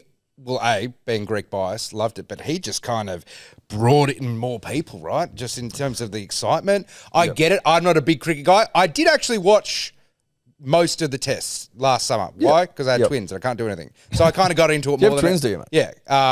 More than I ever have. And yeah, Constance was great. I do appreciate, like, I just don't feel... I like a good test. I like it in summer, in the time slot and stuff, but I don't feel the pull to it that I have to watch... anything outside of that, really. Like, I get it. So you won't be tuning in to Wednesday night? What time's it start? 7:30. You'll be tuning in. Oh, I'll be tuning in for the first, like, two hours or so. And yeah, then I'll be perfect. asleep. You watch the first session. Yeah. So we'll see how we go. That team's not confirmed, I don't think, Tobler. Obviously, it's not. No, it hasn't been But they're typically not confirmed till the day off. But I find that interesting, I must be honest with you, because Labuschagne has been out of sorts. Putting him in front of the fresh cherry, the fresh Duke. Are they using Dukes? I imagine they are. Seems strange to me. Because obviously South Africa and Australia, we are of the kookaburra variety. Probably still using a Duke given it is in England. I think putting him in front of the fresh cherry seems strange. This is Labuschagne I'm talking about. But obviously Cam Green needs to come into the side. I would have dropped Labuschagne, to be honest. Sorry, bro, I haven't scored enough runs. Constance, you come in. Obviously Bo Webster, biggest cock in world cricket. He retains his spot at 6. I'm hearing Scotty Boland will be replaced by the country boy, Mr. Line and Length, Josh Hazlewood. Makes sense. Otherwise, the team basically, as you found it, via the Indians. We won that series, by the way. Not a big deal. So, tune in. Hello Sport YouTube, 7:30 p.m. Wednesday night. Tobler, did you know about that? Yeah, I did. Good. Just checking we didn't drop something on your last minute. No, I'm aware. Good. Looking forward to it. I'm looking forward to it too. It's going to be great. Again, huge interview Thursday morning. We'll need some rest. As big as it gets. I'll let you just deduce who that might be, but as big as it gets. Sebbo, there is one final thing we need to get to. On behalf of our good mate Swyftx, we will be talking Supercoach A reminder to trade with your mates and score $30 a Bitcoin for you and 30 for them. The offer is valid until the 19th of June 2025. All you got to do is visit the link in the show notes, punters and dribblers. It's in the show notes. If this is YouTube for you, it's in the show notes. If it's Acast or Spotify or Apple, for you, it's in the fucking show notes. Click the link, refer a friend, $30 in Bitcoin for you, $30 in Bitcoin for them. Makes sense? It fucking should. Shout out to Swyftx, an incredible partner this year for Hello Sport. Big fans of their work. Bitcoin on the up, getting while the getting's good. Sebbo, we're going to talk Supercoach here, mate. Yep. I'm going to be honest with you. I'm not having a great season. Yeah. And there's no other way of putting it. There's no other way of sugarcoating it. The dribblers are shit, but at least we're going better than Tom. Yeah. And Tom's actually trying harder than I feel. No, he's trying, and I'm still beating him, so that's great. Yeah, I mean, I'm having an all right season. I'm a bit stagnant. I got up to like top 1,200.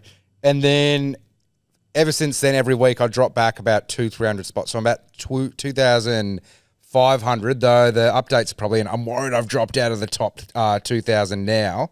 I've been loving it. I've been in the top 1,000 once before. You've been in the top 1,000 out of what, 150,000 or something like that? 160,000, 70,000. Yeah. Very impressive. Oh, mate, it's addictive, though. Now, like, let me just get lockouts closed. Where am I now? Please be in the top freaking... Let's get our teams up. Oh, no, don't tell me I've dropped out of the 2005. Oh, I'm still in. I only dropped 45 spots, and I had a shocker. I played Tamale for 4. I can't get Tamale right. I'm on off with him. Every week I sit him, don't start him. He scores like 90, and then I play him, and he's got injured in 2. Like, I can't wrangle that guy. But I've only dropped to 2,600 out of 171,910. So this is a top... am I in the top 2%, not 1% anymore? Damn it. I am 70,000. 70,000. So... have you been trading? What's going on? You just can't get the right guys. Like trading the players. I'm not as invested as I should be. Yeah. It's hard. As soon as you cop a couple of big L's, it's very easy to fall out of it. Like, you kind of need to get off to a decent-ish start, I feel, after about 6 or 7 weeks, and then you get invested. But I was the same last year. I was just stuck at 15,000 the entire time, and then I just went, fuck it. Like, I can't do anything here. It's too late. I've burnt all my trades trying to catch up. I'm probably not trading enough, I would say. Why don't you try and critique my team? Yeah, because sure. you're going a lot better than I am. Yeah. Okay. I've got. Let me just roll. I've got Riley Smith as hooker. Yep. Tino and Adam Fanua-Blake with Terrell May and Payne Haas on the pine for front rows. Fine. Hamala Olakawatu, Zach Hosking, Corey Horsburgh, Angus Crichton, T. Cant and E. Roberts in the second row. Yeah, it's not terrible. Hines and Humphreys as the halfbacks. Munster and Metcalf as the 5'8s. Wingers and centres. Sharp, Marju, Bobby Toyer, Purdue, Garrick, Harodi and Billy Smith. And then my fullbacks, I've got Pappenhausen, Weeks and Iongi is my flex. Yeah, right. I mean, you've got some pretty good bones there, but there's just a couple like Iongi, you flex, you probably should have had someone who's a bit more of a consistent. No, I've had problems with my flex all season. Yeah. I'm not giving my flex the love it deserves. And then did you say like Humphreys, you probably should have moved on a while ago. Okay. Did you say you got Nico? Yeah. He hasn't been going. I've got him as well. I've got Nico and I've got Humphreys. Yeah, so there's a bit of a problem. Who are you running at 7? Cleary and Nico. So I got them both, but I like alternate them when one's not playing. But annoyingly, I trade out Sandon Smith for Nico, and I feel like Sandon Smith's actually scored better. See, I've got Sandon Smith on the bench. Yeah, he's been playing hooker, better though. than Nico, I feel. But yeah, I mean, your team's a bit like Kolomatangi. You should have got in recently. He's been going real good. But you don't have the worst team. I don't know why you're 70,000th. Like, I don't know either, Seb. That's the long and the short of it. I think I've got a better side than beguiles my place on the overall ladder. I have no fucking clue how I'm coming 70,000s, and yet here I am. Yeah. I've fucked up a couple of captains, sure, but 70,000th? Yeah, I mean, I feel this year. I mean, I've played Supercoach probably 4 or 5 times, like properly, and Cody Totes. I feel like when Cody Totes has fallen off. But he's trying his heart out. He's trying his heart out, and he's coming like 35,000. I feel when I was in the top 1,000, I think there might have only been 110,000 players. And it was a little bit, I feel it's more competitive. It's like the rugby league now. It's kind of mirroring that. Like, if you're just going a little bit shit, like you're 30,000th or something. Yep. I feel the gap, there's a big pool of people playing, and I feel that's just, Supercoach grows each year, I feel, the total numbers. I think it's on the up. Yeah, it's definitely on the up. Oh, it's definitely on the up, mate. So it's tough out there, though. But I feel it's also tough out there because, like, if you don't get the right players in early, you're just fucked because there hasn't been any humongous injuries where you can like make up the ground because you've got a different player. So it's just, if you didn't have the right guys, that's what I just trade into the right guys as soon as I can. Hopefully I had a few of them to start with and then just figure it out from there. But if you're waiting on guys where you're like, okay, I'm not going to get Pap. Rue's a great example. Didn't want to get Pap. Was bitten the bullet round 14, 15 for Pap. Too late. Where is he? 10,000, you know? Like, yeah, no. You trade in early. Rules to live by from Mr. Sebastian. All the content creators say, don't trade, don't save your trade. You got to save him. Fucking what am I meant to do if I've got the wrong guy? Get in early and then hold on for dear life because at least then you start the season well and maybe you run out of trades at the end. But at least you get at least 20 weeks of like maybe I'm in for a good shot here rather than no, I'm waiting. Oh, I'm fucked. You know what I mean? You want to have the hope. You want to have the hope. You want to have hope. Great point. Now, there is a Hello Sport League. We all know this. The winner at the end of the season gets how much money in Bitcoin? $5,000 worth. Yeah, that's right. Thanks to our good mates at Swyftx. $5,000 to the overall winner of the Hello Sport group. The weekly winner, well, it's fortnightly because we do this segment fortnightly, gets $50. All you have to do is this person has to email turbo@hellosport.com.au and he will line it up for you. Who won the round? Thomas. His name's Zach. Team name Linray Leopards with 1,617 points. That's hot. Linray Leopards. Shout out 1,600. Shout out to the Linray Leopards. 1,600 points is a lot. Email turbo@hellosport.com.au. You'll get $50 in biddy. Who's winning overall, Tobler?